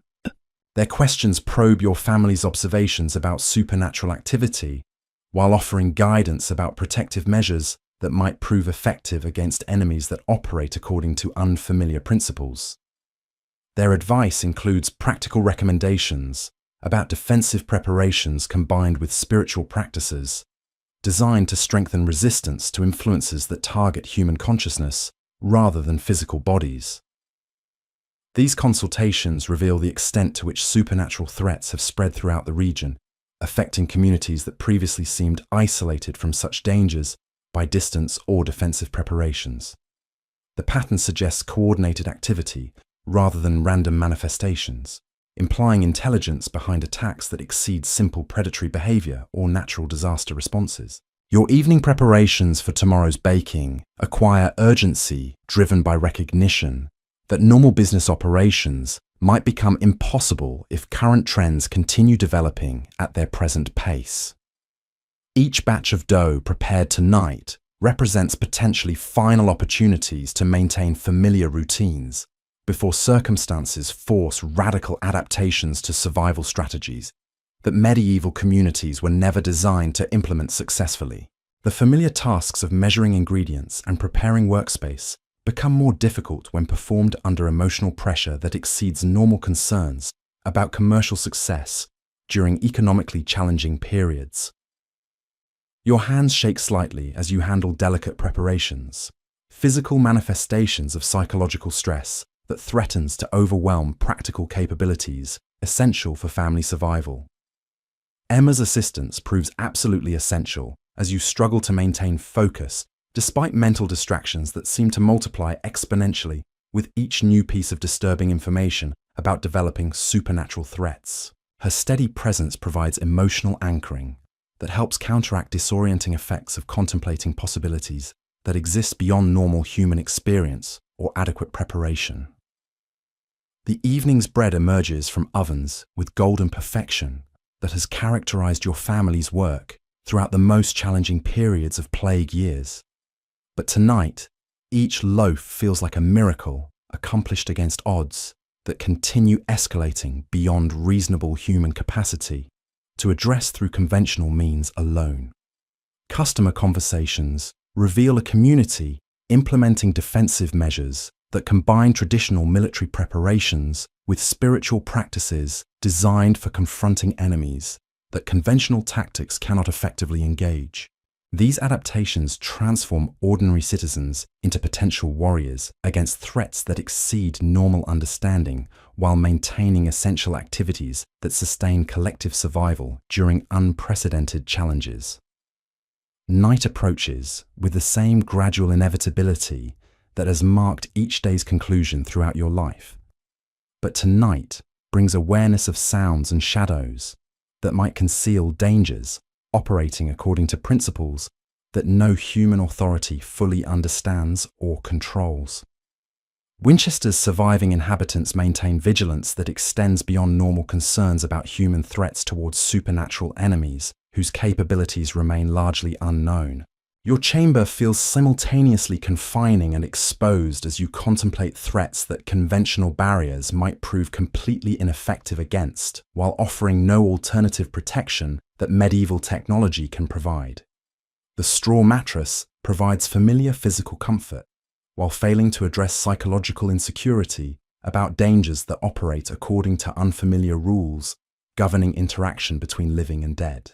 Sleep becomes an impossible goal as your mind processes implications that extend beyond immediate survival concerns toward fundamental questions about reality itself and humanity's place within cosmic forces that exceed mortal comprehension. Margaret's memories contain folklore that suddenly seems more prophetic than superstitious, while your modern understanding struggles with concepts that violate established natural laws governing existence and mortality. The night sounds of Winchester acquire layers of meaning that transform familiar environmental noises into potential indicators of supernatural presence among ordinary sounds of a medieval city attempting to rest, despite circumstances that make peaceful sleep nearly impossible to achieve. Every sound requires careful analysis to distinguish between natural causes and possible evidence of threats that conventional defenses cannot address. Even familiar sounds carry new significance tonight, as you realize that the very act of listening has become a survival skill essential for detecting dangers that might approach without conventional warning signs or recognizable patterns of hostile activity that human experience has learned to identify and respond to effectively. Your exhausted mind finally surrenders to fitful sleep as the cathedral bells mark midnight. But rest brings no relief from the horrors that have taken root in Winchester. Dreams blend seamlessly with waking fears, creating a twilight consciousness where Margaret's memories of folklore and your modern understanding clash in ways that make peaceful rest impossible. The pre-dawn hours stretch endlessly as you drift between sleep and wakefulness, your body responding to sounds that might exist only in your imagination, or might herald the arrival of threats that daylight has thus far concealed. Each creak of settling timber sends jolts of adrenaline through your exhausted frame, while the distant barking of dogs creates patterns that seem almost like warnings transmitted through the darkness. When morning finally arrives, it brings no sense of relief or renewed hope. The pale light filtering through your chamber's dirty windows seems somehow dimmer than previous days, as if the sun itself struggles against forces that seek to drain light from the world. Your woolen dress feels heavier as you pull it over your trembling body, the familiar garment now seeming inadequate protection against dangers that conventional clothing cannot address. The descent to the bakery reveals changes that confirm your worst fears about Winchester's deteriorating situation. Your father stands motionless beside the cold ovens, his weathered face bearing an expression of defeat that you've never witnessed during even the darkest days of the plague. His hands, normally steady and sure in their work, shake visibly as he attempts to light the fires that should already be blazing. Emma sits huddled in the corner, her pale face streaked with tears that she makes no attempt to conceal. Her usual morning energy has vanished entirely, replaced by a hollow-eyed exhaustion that makes her appear decades older than her 13 years. The sight of your sister in such distress triggers protective instincts that override your own fear and confusion. Your father's explanation emerges in broken fragments as he struggles to find words adequate for describing the night's events. The sounds that disturbed your sleep were not imaginary manifestations of stress and fear, but actual disturbances that occurred throughout Winchester's narrow streets. Multiple households reported encounters with figures that moved through the darkness with purposeful intent despite bearing unmistakable signs of death. The baker's family 3 streets away has vanished entirely, their shop discovered standing open with bread still warm in the ovens and coins scattered across the counter, as if some transaction had been violently interrupted. No signs of struggle marked the scene, no blood stained the floors, but the complete absence of any living presence created an atmosphere of wrongness that made investigating authorities reluctant to remain long enough for thorough examination. Similar disappearances occurred throughout the night, following patterns that defy rational explanation, while creating undeniable evidence that supernatural threats have moved beyond rumor and speculation into immediate reality. Families that survived plague years through careful planning and mutual support have vanished without trace, leaving behind only empty homes and unanswered questions about forces that operate according to principles no human wisdom can comprehend. Your morning routine feels like an act of desperate defiance against circumstances that make normal activities seem pointless and potentially dangerous. The familiar tasks of lighting ovens and preparing dough require extraordinary effort when performed in atmosphere charged with fear that conventional work cannot address or alleviate through simple persistence and determination. The heat from reluctantly kindled fires provides minimal comfort against cold that seems to emanate from sources other than Winchester's autumn weather. Your hands shake as you measure ingredients with precision that has become automatic through years of practice. But today, even simple tasks demand conscious attention that exhaustion and stress make difficult to maintain consistently. Emma's assistance proves limited as her own emotional state prevents focus on detailed work that requires steady hands and clear thinking. Her presence provides comfort through simple proximity, but her obvious distress adds another layer of worry to circumstances that already exceed your capacity for effective response or adequate protection of family welfare. The first customers arrive later than usual, their faces bearing expressions that confirm widespread knowledge of the night's supernatural activity throughout Winchester's surviving population. These hardy souls, who venture out despite obvious dangers, seek not just daily bread, but reassurance that some elements of normal life persist despite overwhelming evidence that familiar world is dissolving around them. Their conversations reveal a community teetering on the edge of complete social collapse, as traditional bonds of mutual support prove inadequate for confronting threats that exceed collective human capability. Neighbours who shared resources during plague years now regard each other with suspicion, born of uncertainty about whether familiar faces might conceal supernatural influences that conventional observation cannot detect.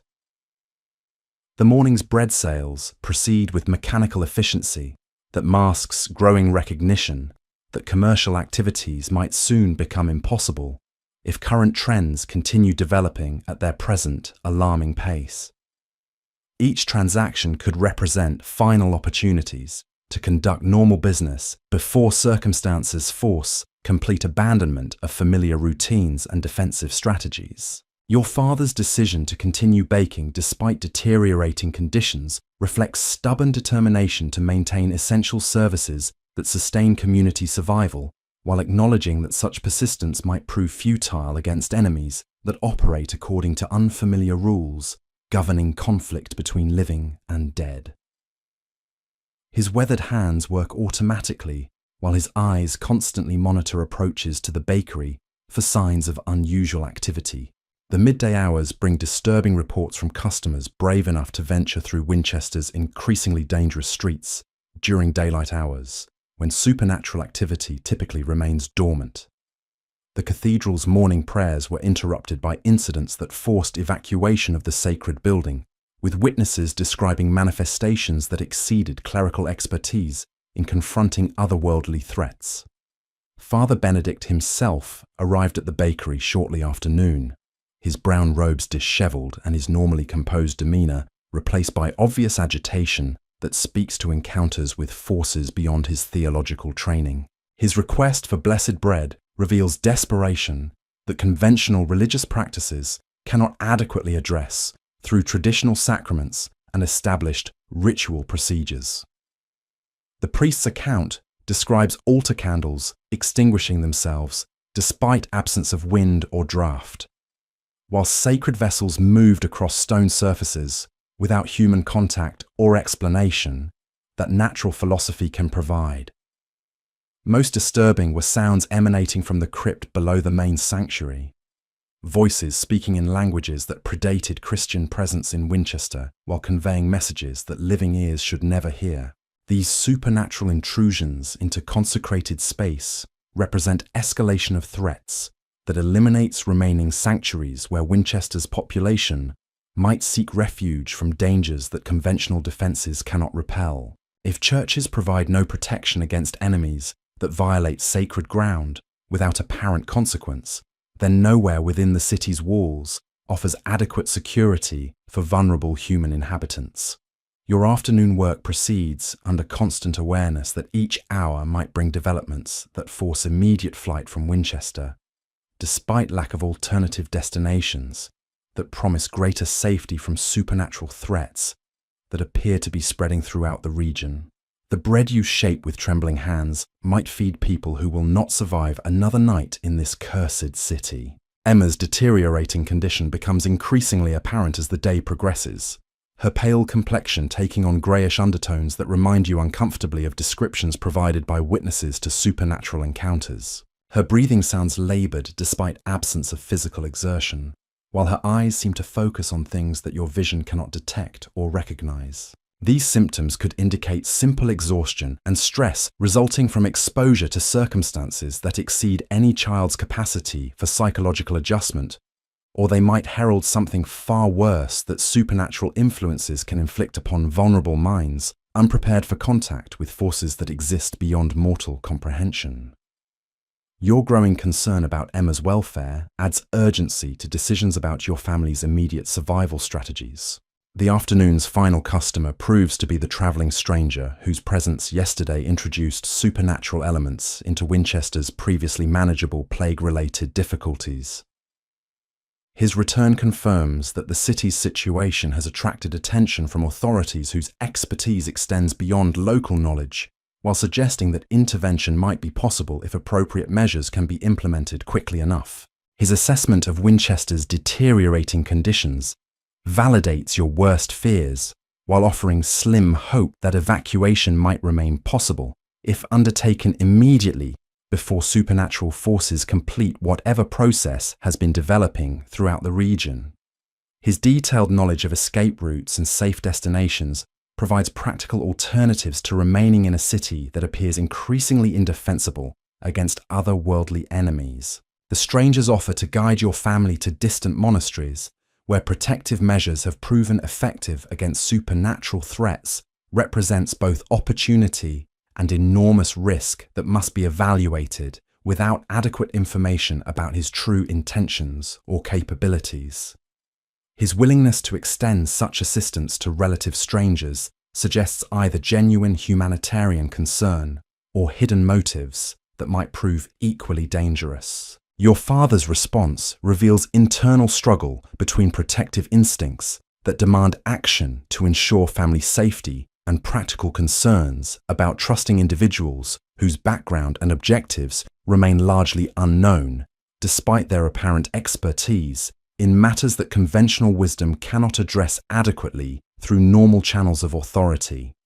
Evening preparations acquire desperate urgency as recognition grows that tonight might represent final opportunities to escape Winchester before supernatural forces eliminate remaining possibilities for safe passage to locations that might offer better protection against enemies that operate according to principles no human knowledge fully understands or controls effectively. The familiar tasks of banking ovens and securing the bakery for night feel like funeral preparations as you acknowledge that tomorrow might never arrive for your family if they remain within Winchester's walls when darkness brings renewed supernatural activity that exceeded previous nights in scope and intensity, according to witness accounts throughout the day. Emma's assistance proves minimal as her condition continues deteriorating in ways that make immediate departure seem essential for preventing permanent harm. That supernatural exposure might inflict upon developing minds unprepared for contact with forces that exist beyond normal human experience or adequate protection through conventional means alone. Your evening meal proceeds in silence, broken only by whispered discussions about preparations that must be completed within hours if your family intends to accept the stranger's guidance toward distant sanctuaries, where ancient knowledge might provide protection that Winchester's conventional defenses cannot offer against escalating supernatural threats. The bread tastes like ashes in your mouth as you contemplate abandoning everything familiar to venture into unknown territories where survival depends entirely upon trusting individuals whose true nature remains mysterious despite their apparent willingness to assist desperate families seeking refuge from dangers that exceed human capability to resist through normal means. Your father's final decision emerges after prolonged internal struggle between competing obligations to protect his family while maintaining essential services that support community survival during unprecedented challenges. His weathered face shows resignation mixed with determination as he acknowledges that staying means certain death while leaving offers uncertain hope for continued existence. The preparations begin immediately as your family gathers essential possessions that can be carried during forced march to distant locations, where protective measures have allegedly proven effective against supernatural enemies that conventional weapons cannot touch, or traditional military strategies cannot defeat through established tactical approaches. Emma's condition stabilizes slightly as departure plans take concrete form, suggesting that hope itself provides psychological medicine that counteracts some effects of supernatural exposure upon vulnerable minds, unprepared for contact with forces that exist beyond mortal comprehension or adequate protection through normal human institutions and established social structures. The stranger returns as darkness settles over Winchester, his presence confirming that guidance towards safer territories remains available despite deteriorating conditions that make such journeys increasingly dangerous.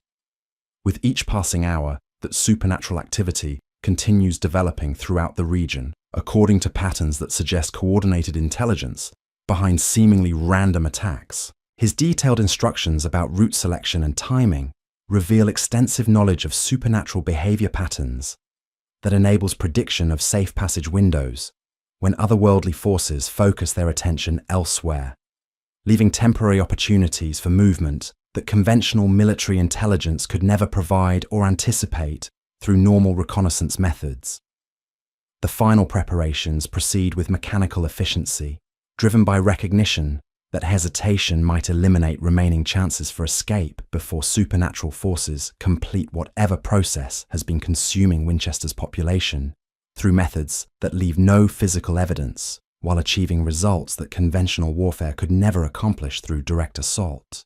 Your family's possessions reduce to bare essentials that can be carried during extended travel through territories where resupply opportunities remain uncertain, while supernatural threats might appear without warning in locations that seem safe according to conventional assessment of defensive advantages and strategic positioning for avoiding hostile contact.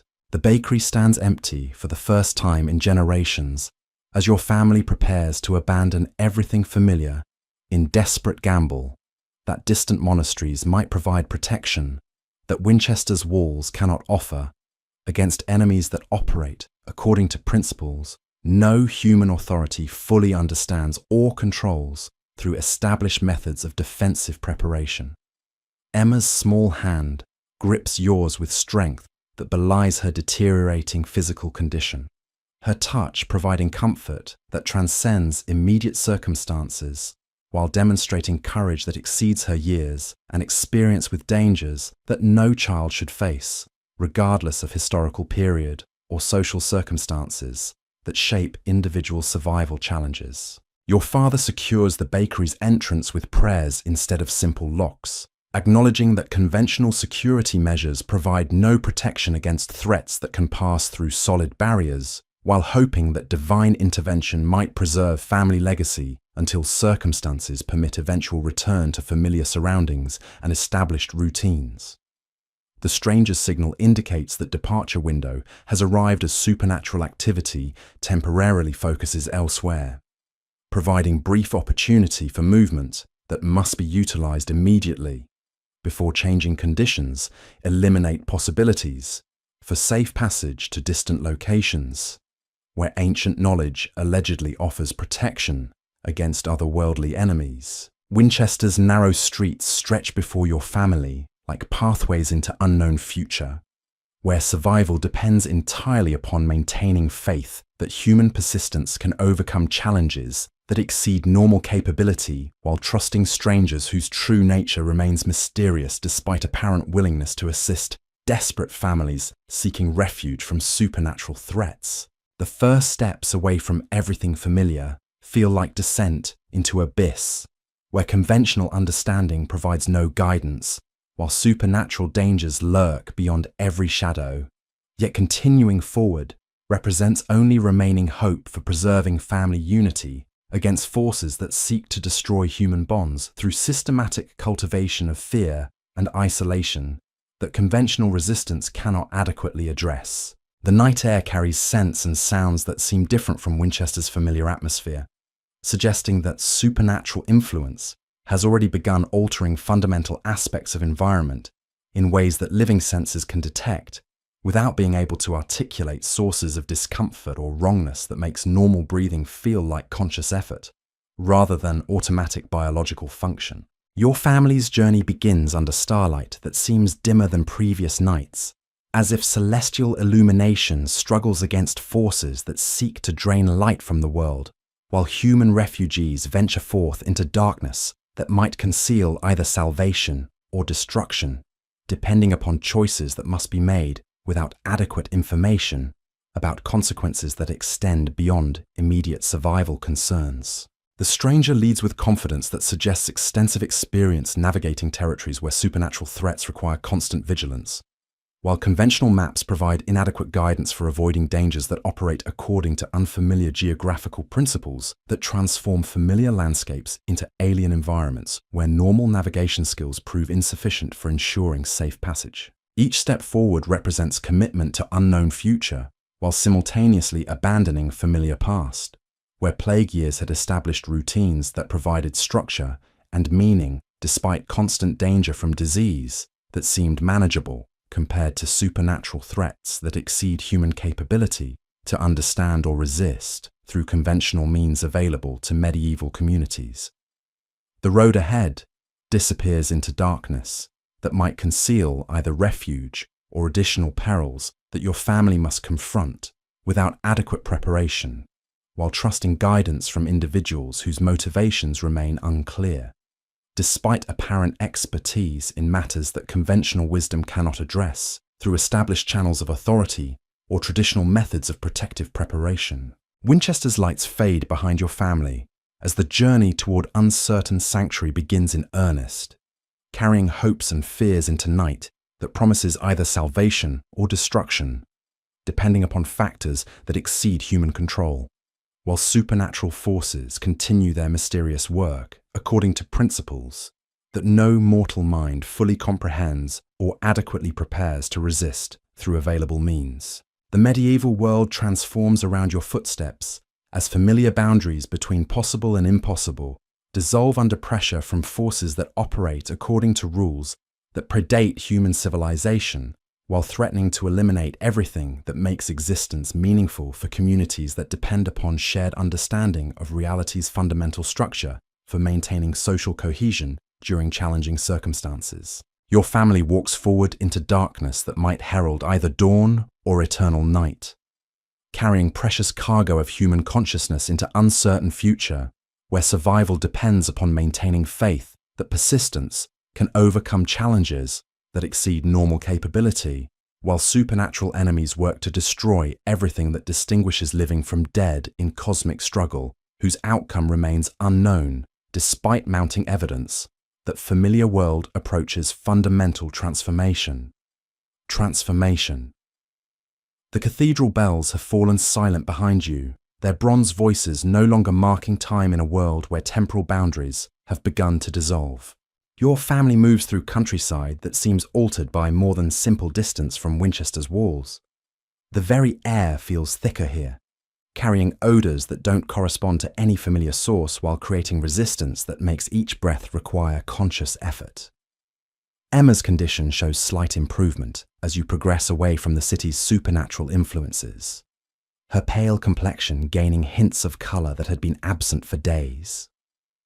Yet her recovery remains fragile, dependent upon maintaining distance from forces that seem to concentrate around populated areas where human consciousness provides fuel for otherworldly appetites that conventional understanding cannot adequately explain or predict. The stranger's pace never varies despite terrain that shifts between muddy tracks and rocky paths designed more for livestock than human travelers carrying essential possessions. His knowledge of route selection demonstrates familiarity with geographical features that maps never recorded, hidden ways that avoid population centres where supernatural activity has reached levels that make passage impossible for unprotected individuals. Your father's military experience proves valuable as he monitors approaches from all directions, while maintaining awareness of family members whose safety depends upon his ability to detect threats before they materialize into immediate danger. His weathered hands rest constantly near weapons blessed by Father Benedict, though their effectiveness against supernatural enemies remains untested and uncertain. The moonless night provides concealment that works both for and against your family's survival prospects. Darkness hides your movement from potential observers, while simultaneously obscuring hazards that daylight would reveal clearly. Every step requires careful placement to avoid stumbling over obstacles that could create noise, attracting unwanted attention from entities whose hearing exceeds normal human capabilities.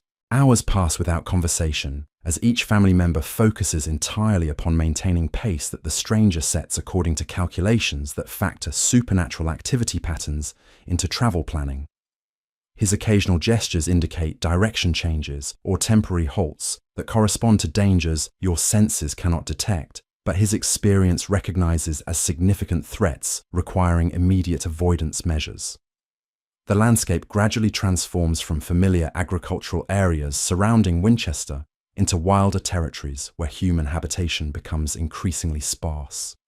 Abandoned farmsteads appear occasionally beside the path, their empty windows staring blindly across fields where crops rot unharvested and livestock wander without purpose or human guidance.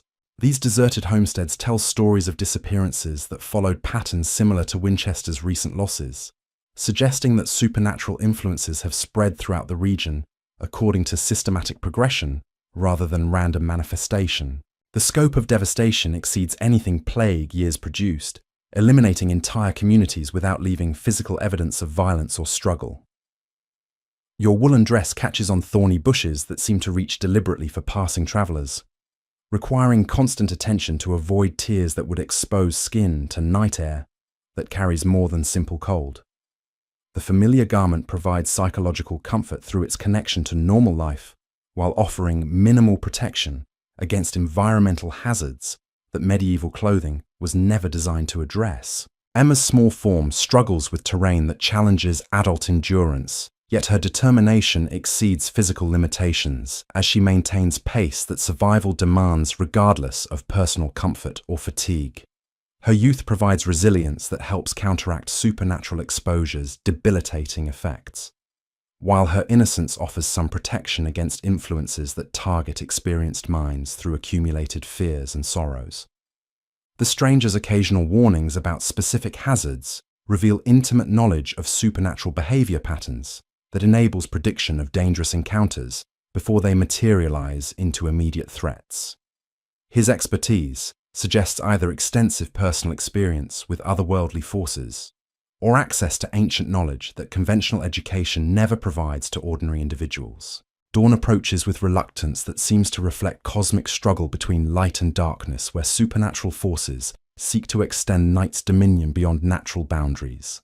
The gradual lightening of eastern horizon provides hope that daylight might restore some measure of safety from enemies that prefer darkness for conducting activities that violate natural order.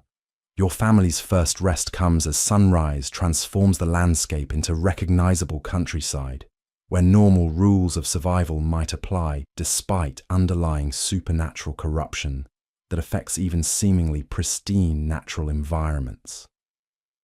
The stranger selects a defensive position that offers multiple escape routes while providing concealment from observers who might approach from any direction.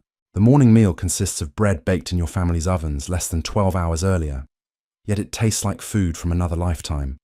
When normal concerns about commercial success and customer satisfaction seemed important compared to current focus on basic survival against enemies that conventional preparation cannot adequately address. Emma's appetite returns slowly as distance from Winchester reduces supernatural pressure that had been affecting her physical condition in ways that conventional medicine cannot diagnose or treat effectively. Her recovery provides evidence that escape was undertaken before permanent damage occurred, though complete healing might require reaching sanctuaries where protective measures offer more comprehensive defense. Your father shares the first substantial conversation since departure began, describing defensive preparations observed in communities that successfully resisted supernatural attack through combinations of military readiness and spiritual protection. These accounts provide hope that human resistance remains possible despite overwhelming odds against conventional forces facing otherworldly enemies.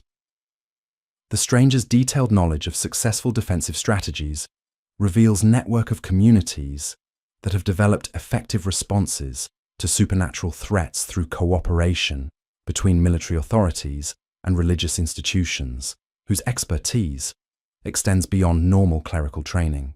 His information suggests that organized resistance exists despite apparent isolation of individual settlements. The day's travel proceeds through territories that show increasing signs of supernatural influence, despite distance from major population centers where such activity typically concentrates.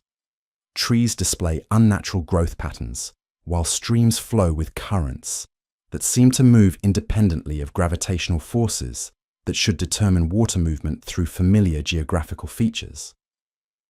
Wildlife behavior provides constant indicators of supernatural presence, as animals demonstrate instinctive recognition of threats that human senses cannot detect directly.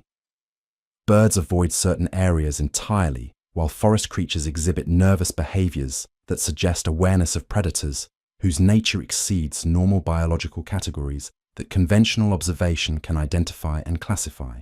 Your family's progress slows as terrain becomes more challenging, while requiring increased vigilance against hazards that combine natural obstacles with supernatural influences that make even simple navigation dangerous for travelers unprepared, for environments where conventional geographical knowledge provides inadequate guidance for ensuring safe passage. The afternoon brings encounters with other refugee families whose stories confirm that supernatural devastation has affected vast areas throughout the region according to patterns that suggest coordinated activity rather than random manifestations of otherworldly forces. These meetings provide opportunities for sharing information while creating risks that larger groups attract more attention from entities that hunt human prey.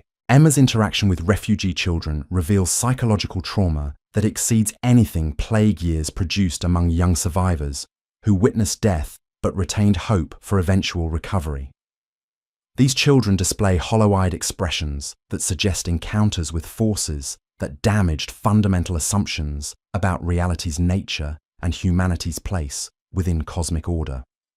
The refugee accounts describe defensive measures that proved ineffective against supernatural enemies, whose capabilities exceed human understanding, while offering insights about tactics that might provide temporary protection for individuals willing to abandon conventional approaches to survival during extraordinary circumstances that demand radical adaptation of established strategies. Your evening camp occupies defensive position selected by the stranger according to criteria that factor supernatural activity patterns into site selection, while providing access to escape routes that might prove essential if otherworldly forces locate your group during vulnerable hours when sleep reduces alertness necessary for detecting approaching threats.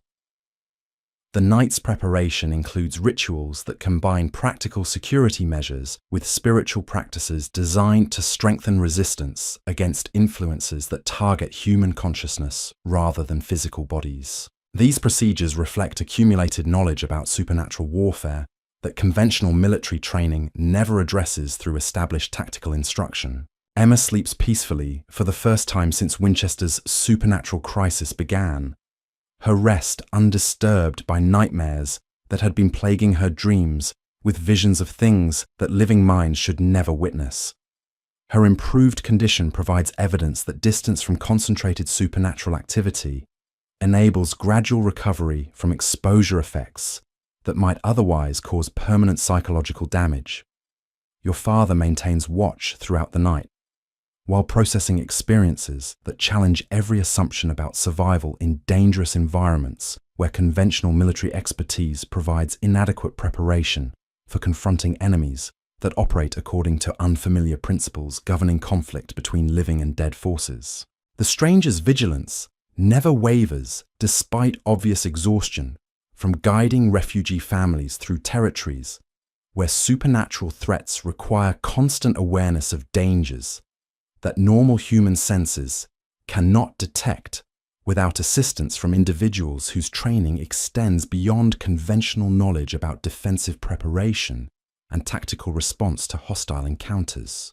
The pre-dawn hours pass without incident, as your family rests in temporary safety that distance from Winchester provides while remaining vulnerable to supernatural forces whose influence extends throughout the region, according to patterns that suggest systematic expansion of otherworldly control over territories that were previously safe for human habitation. Morning arrives with renewed hope that continued travel might lead to sanctuaries where ancient knowledge provides protection against supernatural enemies, whose capabilities exceed human resistance through conventional means, while offering possibilities for communities that combine spiritual defense with practical preparation for extraordinary circumstances. Your family's second day of travel begins with improved morale as Emma's recovery continues, while your father's military experience adapts to requirements for survival in environments where supernatural threats demand modifications of established tactical approaches to defensive planning and risk assessment during hazardous movement through hostile territory. The stranger's guidance proves increasingly valuable as terrain becomes more challenging, while supernatural influences create environmental hazards that conventional navigation skills cannot adequately address without assistance from individuals whose expertise encompasses knowledge that normal education never provides to ordinary travelers facing extraordinary circumstances. The road ahead stretches toward distant mountains, where monastic communities have allegedly developed effective responses to supernatural threats through combinations of ancient wisdom and practical adaptation that enables continued survival, despite challenges that have overwhelmed secular authorities throughout the region, according to refugee accounts gathered during previous encounters. Your family's journey continues through countryside that tells stories of supernatural devastation while offering hope that human persistence might overcome challenges that exceed normal capability through cooperation between individuals whose diverse skills complement each other during circumstances that demand radical departure from conventional approaches to survival planning. The medieval world transforms around your footsteps as familiar boundaries dissolve under pressure from forces that threaten to eliminate everything that makes existence meaningful, while your family carries precious cargo of human consciousness toward uncertain future, where faith in persistence provides only remaining defense against enemies whose true nature exceeds mortal comprehension. Each step forward represents commitment to survival, despite overwhelming odds, while simultaneously honoring those who perished in Winchester's supernatural catastrophe, through continued resistance against forces that seek to destroy human communities, through systematic cultivation of despair and isolation that conventional courage cannot adequately address without divine assistance. The path winds upward toward mountain sanctuaries, where ancient knowledge might provide answers that medieval wisdom cannot supply, while your family maintains hope that reaching such refuges will enable not just survival, but eventual understanding of cosmic forces that currently exceed human capability to comprehend or resist through available means. The mountain path narrows as your family climbs higher into terrain where ancient stones bear markings that predate any written language you recognize. These carved symbols seem to shift and change when observed directly, creating optical illusions that make your eyes water, while suggesting meanings that hover just beyond conscious understanding. The stranger traces certain marks with reverent fingers, his touch activating faint luminescence that provides guidance through passages where conventional landmarks offer no direction. Your father's breathing grows labored as altitude increases, his weathered frame struggling with exertion that combines physical demands with psychological stress from constant vigilance against threats that might materialize without warning. His military training adapts slowly to requirements for survival in environments where supernatural influences make every decision potentially fatal, regardless of careful planning or tactical expertise. Emma's condition continues improving as distance from Winchester reduces supernatural pressure that had been systematically weakening her developing consciousness through exposure to forces that target vulnerable minds, unprepared for contact with otherworldly entities. Her recovery provides hope that permanent damage was avoided through timely evacuation from areas where concentrated supernatural activity threatens irreversible harm to human psychology. The landscape transforms dramatically as your ascent progresses through elevations, where normal vegetation gives way to plants that seem to glow with internal light sources that have no connection to solar illumination. These luminescent growths create an ethereal atmosphere that feels simultaneously beautiful and deeply unsettling, as if nature itself has been altered by proximity to powers that exist beyond conventional understanding. Waterfalls cascade down rocky faces, with sounds that carry harmonics resembling distant voices, speaking in languages that predate human civilization, while conveying messages that living ears struggle to process without experiencing psychological distress. The musical quality of flowing water creates hypnotic effects that require conscious effort to resist, lest travelers become entranced by melodies that might lead them away from safe paths. Your woolen dress provides inadequate protection against mountain air that carries more than simple cold, its fabric unable to shield you from atmospheric pressures that seem to emanate from supernatural sources rather than natural weather patterns. Each breath requires deliberate effort, as if the very air resists human lungs while containing essences that don't belong in mortal respiratory systems. The stranger's pace adjusts to accommodate your family's limitations while maintaining progress toward destinations that must be reached before supernatural forces adapt their hunting patterns to include mountain territories, currently providing temporary refuge for human survivors. His knowledge of timing suggests intimate familiarity with otherworldly behavioral cycles that enables prediction of safe travel windows. Ancient ruins begin appearing along the path, their weathered stones arranged in patterns that suggest architectural principles unknown to medieval builders, while serving purposes that conventional construction never attempts to achieve.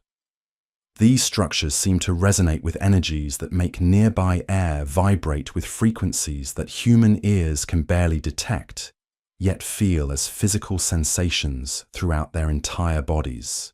Emma points toward carvings that depict human figures engaged in activities that seem to involve interaction with beings whose forms challenge artistic representation through conventional artistic techniques.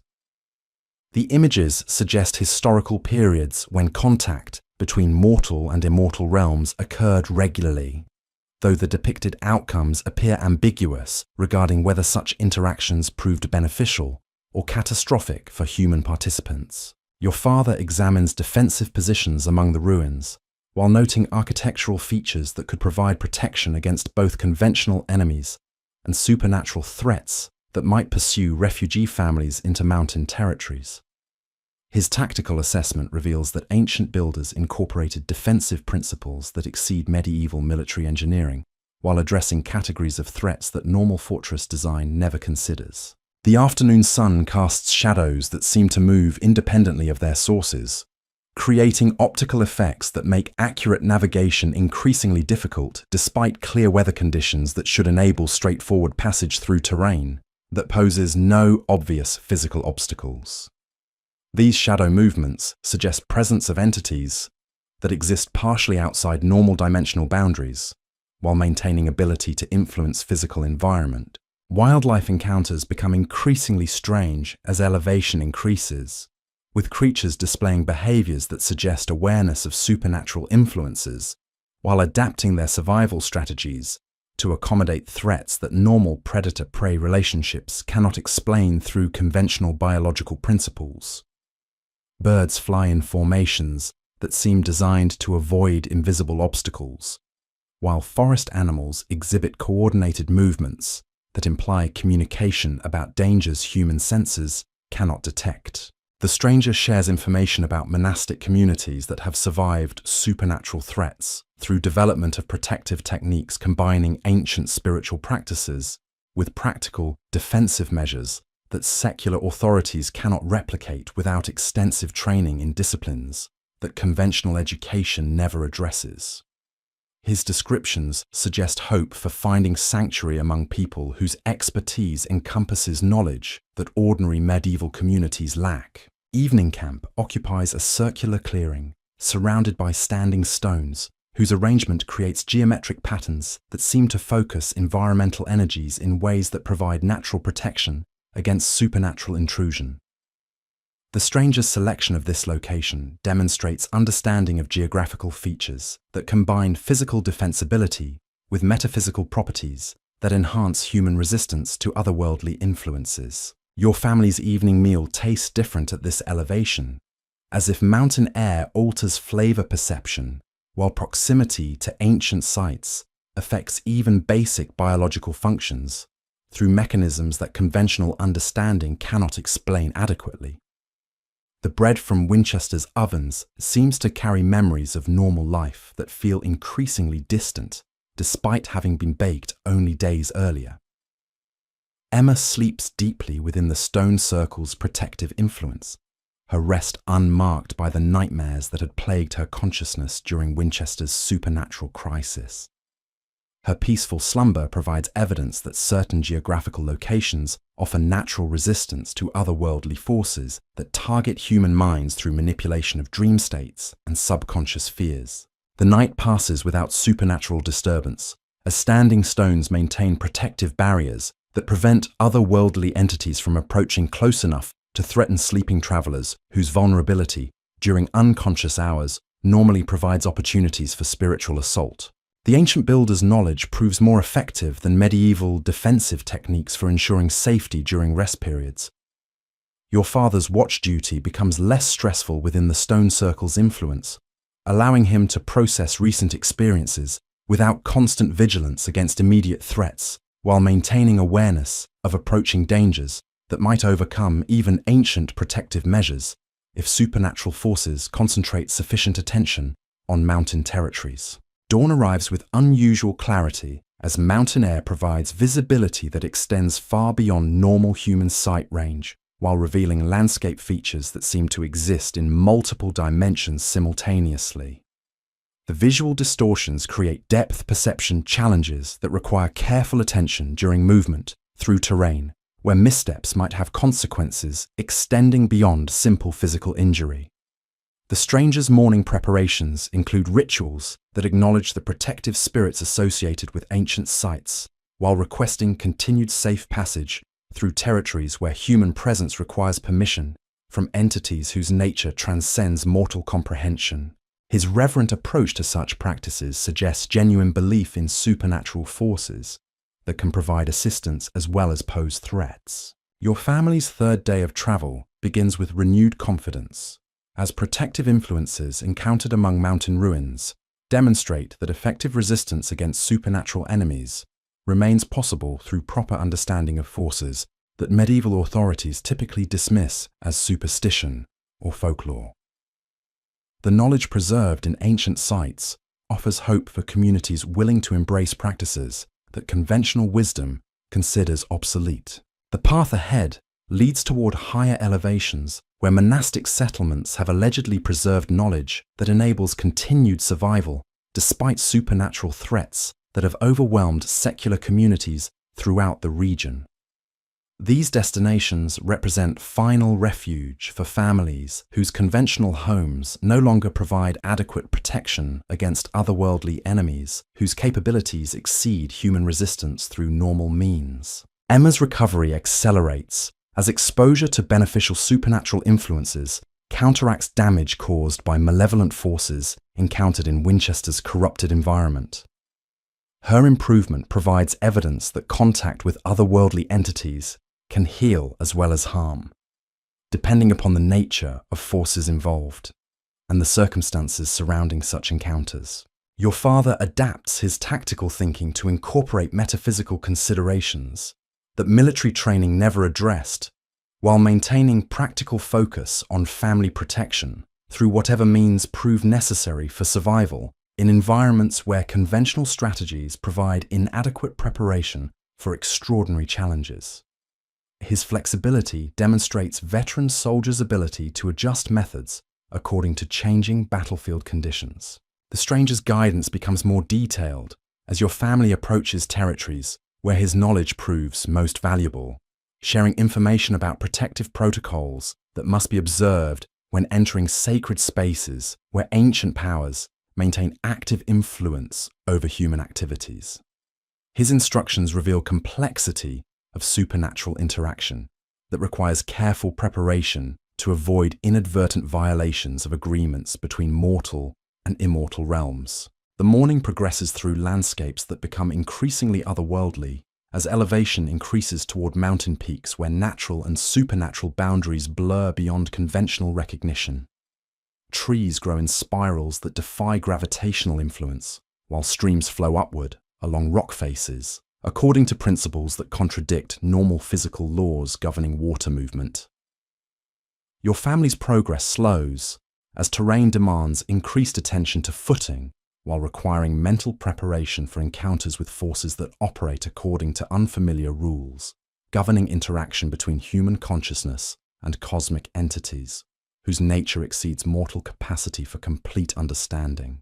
Each step forward represents commitment to trusting guidance from sources whose reliability cannot be verified through conventional means.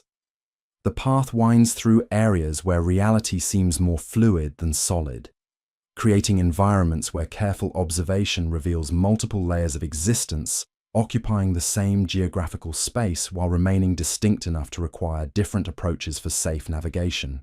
These dimensional complexities challenge assumptions about physical world's fundamental nature while demanding adaptation of survival strategies. Ancient markers become more frequent as your ascent continues toward elevations where human habitation requires cooperation with supernatural forces that claim territorial rights predating mortal civilization. The symbols carved into stone surfaces provide navigation guidance while serving as communication devices for entities whose language transcends verbal or written expression through conventional linguistic systems. Your woolen dress proves increasingly inadequate for conditions that combine physical challenges with metaphysical pressures that affect human physiology through mechanisms that medieval medicine cannot diagnose or treat effectively. The familiar garment's limitations highlight how conventional preparation fails to address requirements for survival in environments where natural and supernatural forces merge beyond clear distinction. The stranger's warnings about specific hazards reveal intimate knowledge of supernatural territorial boundaries that must be respected to avoid confrontations that human capabilities cannot resolve through conventional diplomatic or military means. His expertise suggests extensive experience navigating political relationships between mortal communities and otherworldly entities, whose cooperation proves essential for continued human survival. Midday brings encounters with phenomena that challenge every assumption about reality's fundamental structure, as your family witnesses events that violate natural laws while demonstrating intelligence behind supernatural manifestations that exceed random magical occurrence. These observations force recognition that otherworldly forces operate according to systematic principles that human minds can partially comprehend through careful study. The landscape reveals evidence of previous human habitation in areas where conventional settlement would seem impossible due to environmental conditions that combine extreme elevation with supernatural influences that typically prove hostile to mortal presence. These abandoned sites suggest historical periods when cooperation between human and otherworldly communities enabled coexistence that current circumstances have made increasingly difficult to maintain. Emma's questions about phenomena observed during the ascent reveal developing understanding of supernatural reality that combines childlike curiosity with mature recognition of forces that exceed normal human experience. Her adaptability demonstrates youth's advantage in accepting extraordinary circumstances without psychological resistance that adult minds typically exhibit when confronting concepts that challenge established worldviews. Your father's assessment of defensive positions adapts to include considerations about supernatural attack patterns while maintaining focus on conventional threats that might pursue refugee families into mountain territories where normal military advantages become irrelevant against enemies whose capabilities transcend physical limitations. His tactical flexibility proves essential for survival planning in extraordinary circumstances. The afternoon's travel takes your family through areas where atmospheric conditions create visual effects that make accurate distance estimation impossible, while suggesting presence of entities whose influence extends beyond immediate physical manifestation. The distorted perceptions require constant mental adjustment to maintain orientation toward destinations that might not exist in conventional geographical terms. Ancient pathways become visible as your elevation increases toward levels where human engineering merged with supernatural construction techniques to create transportation networks that serve purposes extending beyond simple movement between physical locations. These routes provide access to dimensional spaces that exist parallel to normal geographical features while maintaining connection to familiar territorial landmarks. The stranger's knowledge of proper protocols for utilizing ancient pathways reveals complexity of supernatural interaction that requires extensive preparation to avoid inadvertent violations of agreements governing human access to otherworldly transportation systems. His instructions demonstrate respect for entities whose cooperation enables continued progress toward monastic sanctuaries that provide refuge from supernatural threats. Evening approaches with atmospheric changes that signal proximity to destinations where human communities have successfully adapted to coexistence with supernatural forces through development of protective practices that combine spiritual discipline with practical defensive measures.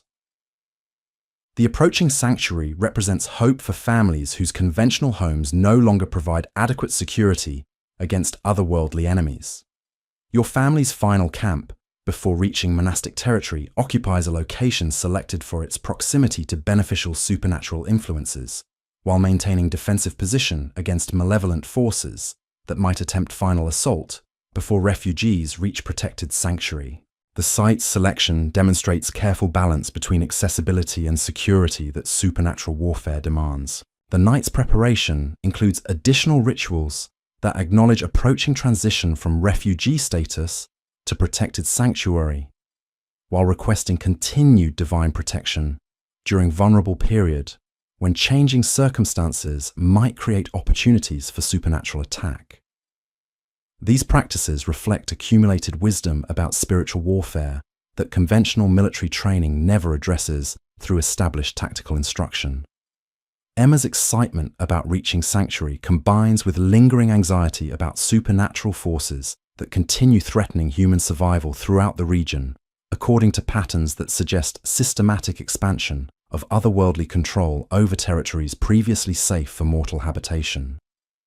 Her emotional complexity reflects psychological adaptation to circumstances that no child should experience regardless of historical period. Your father's final watch before sanctuary maintains vigilance while processing experiences that have fundamentally altered his understanding of survival requirements in environments where supernatural threats demand modification of established military principles. His adaptation demonstrates veteran soldiers' ability to incorporate new tactical considerations while maintaining focus on family protection through whatever means prove necessary.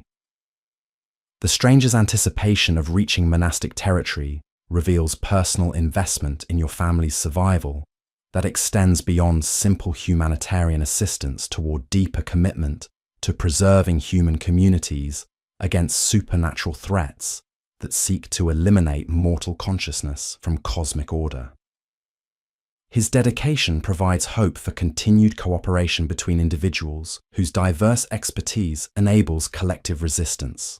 Dawn breaks over mountain peaks that conceal monastic settlements, where ancient knowledge has preserved human communities through supernatural crises that overwhelmed secular authorities throughout medieval Europe. The approaching sanctuary represents culmination of journey that has transformed your family's understanding of survival while providing hope for future resistance against otherworldly enemies whose true nature exceeds conventional comprehension. Your family's final approach to sanctuary begins with renewed determination, as protective influences associated with monastic territory create atmospheric conditions that reduce supernatural pressure, while enabling gradual recovery from psychological trauma inflicted by exposure to malevolent forces. The beneficial environment provides immediate relief from constant vigilance that refugee existence demands.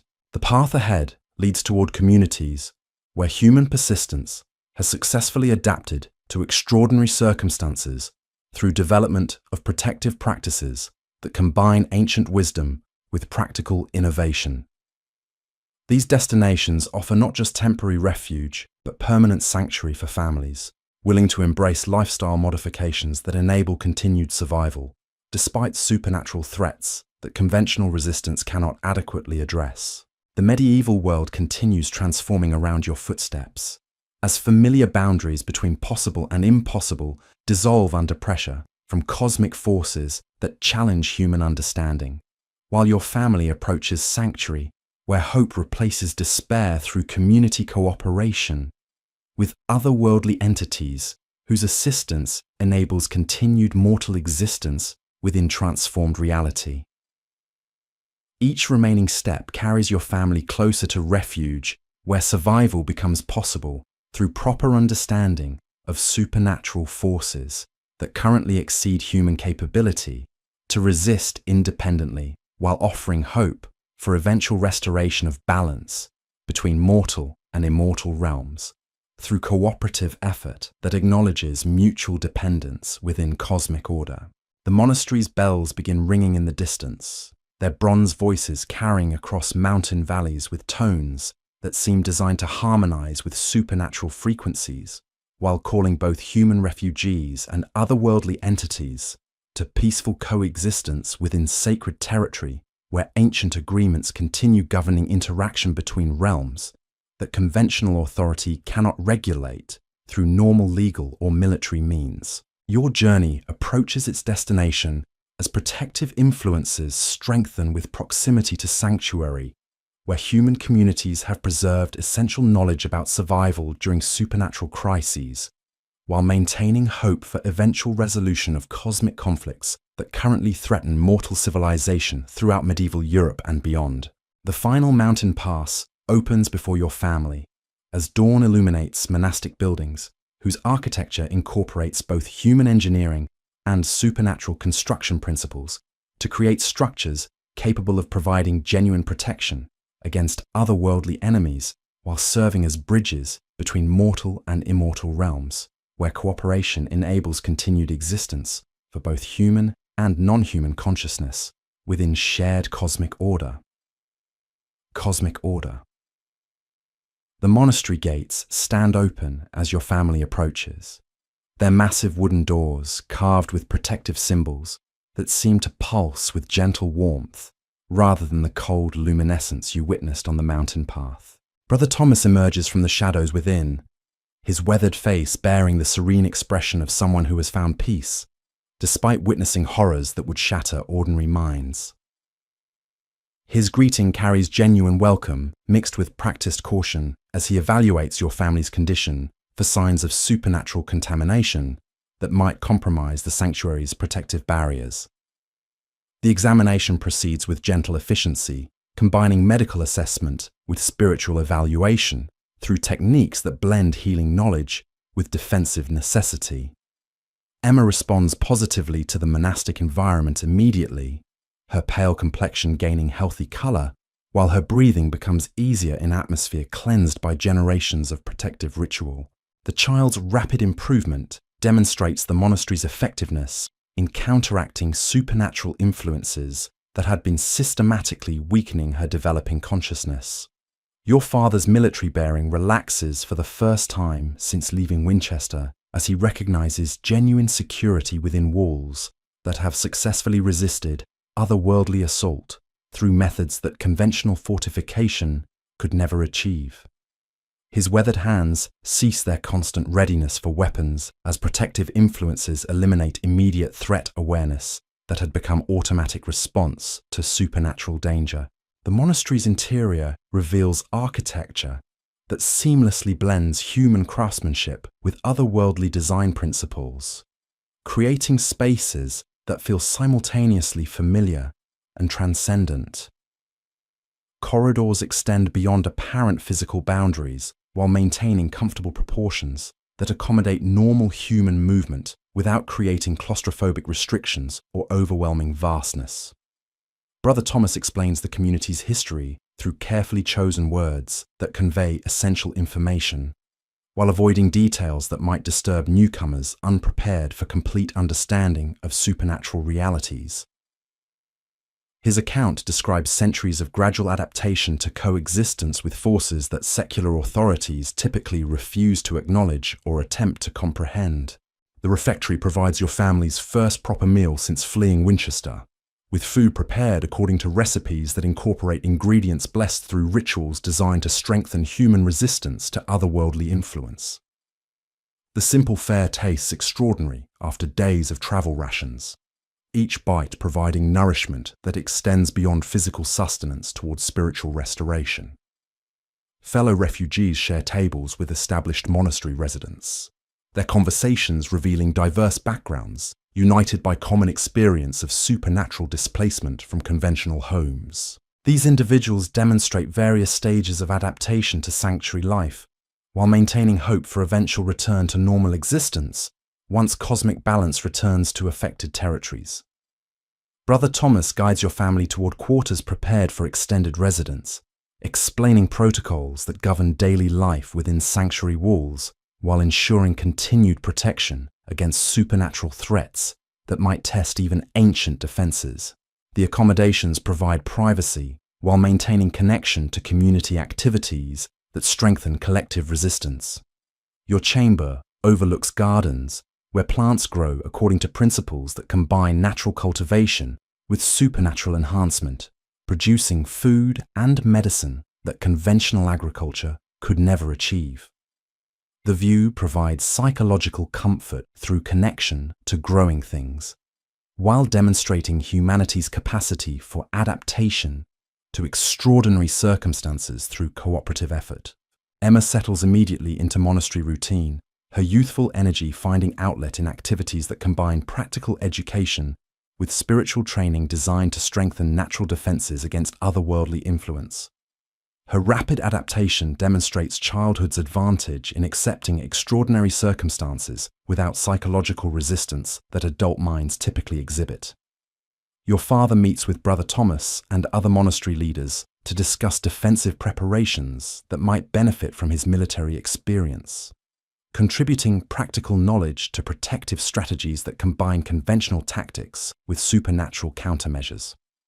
His expertise proves valuable for communities whose security depends upon understanding both human and otherworldly threats. The monastery's library contains texts that preserve knowledge about supernatural phenomena through generations of careful observation and documentation by scholars whose dedication to truth exceeded concern for personal safety. These volumes provide insights about otherworldly behavior patterns that enable prediction of supernatural activity, while offering guidance for protective responses. Evening prayers acquire new significance as your family joins community worship that combines traditional Christian devotion with ancient practices designed to maintain harmony between human consciousness and cosmic forces, whose cooperation enables continued mortal existence. The ritual creates atmospheric conditions that strengthen protective barriers while providing spiritual comfort. Your first night within sanctuary walls passes peacefully as protective influences eliminate supernatural pressure that had been affecting sleep patterns since Winchester's crisis began. The monastery's defenses prove effective against nocturnal threats that typically target vulnerable human consciousness during unconscious hours when normal mental barriers operate at reduced effectiveness. Morning routines within sanctuary combine practical necessities with spiritual disciplines that maintain individual and collective resistance to supernatural corruption while preserving human identity despite prolonged exposure to otherworldly influences. The structured activities provide psychological stability through familiar patterns adapted to extraordinary circumstances. Brother Thomas introduces your family to work assignments that contribute to monastery operations, while providing purposeful activity that counters psychological effects of displacement from normal social roles. The tasks combine practical utility with spiritual significance through understanding that meaningful labor strengthens human connection to cosmic order. Emma joins younger sanctuary residents in educational activities that prepare children for life within transformed reality, where supernatural influences require constant awareness while maintaining hope for eventual restoration of normal circumstances. Her integration with other young refugees demonstrates resilience that enables rapid adaptation to community structures. Your father assumes responsibilities that utilize military experience for sanctuary defense, while learning techniques that combine conventional tactics with supernatural countermeasures. His training adapts to requirements for protecting community against threats that exceed normal human capability while maintaining readiness for conventional dangers. The monastery's workshops produce goods that serve both practical needs and protective functions, creating items blessed through rituals that enhance their effectiveness against supernatural threats while maintaining utility for normal human activities. These products demonstrate successful integration of otherworldly knowledge with conventional craftsmanship. Daily life within sanctuary establishes rhythms that provide psychological stability while maintaining vigilance against supernatural threats that continue affecting territories beyond protective barriers.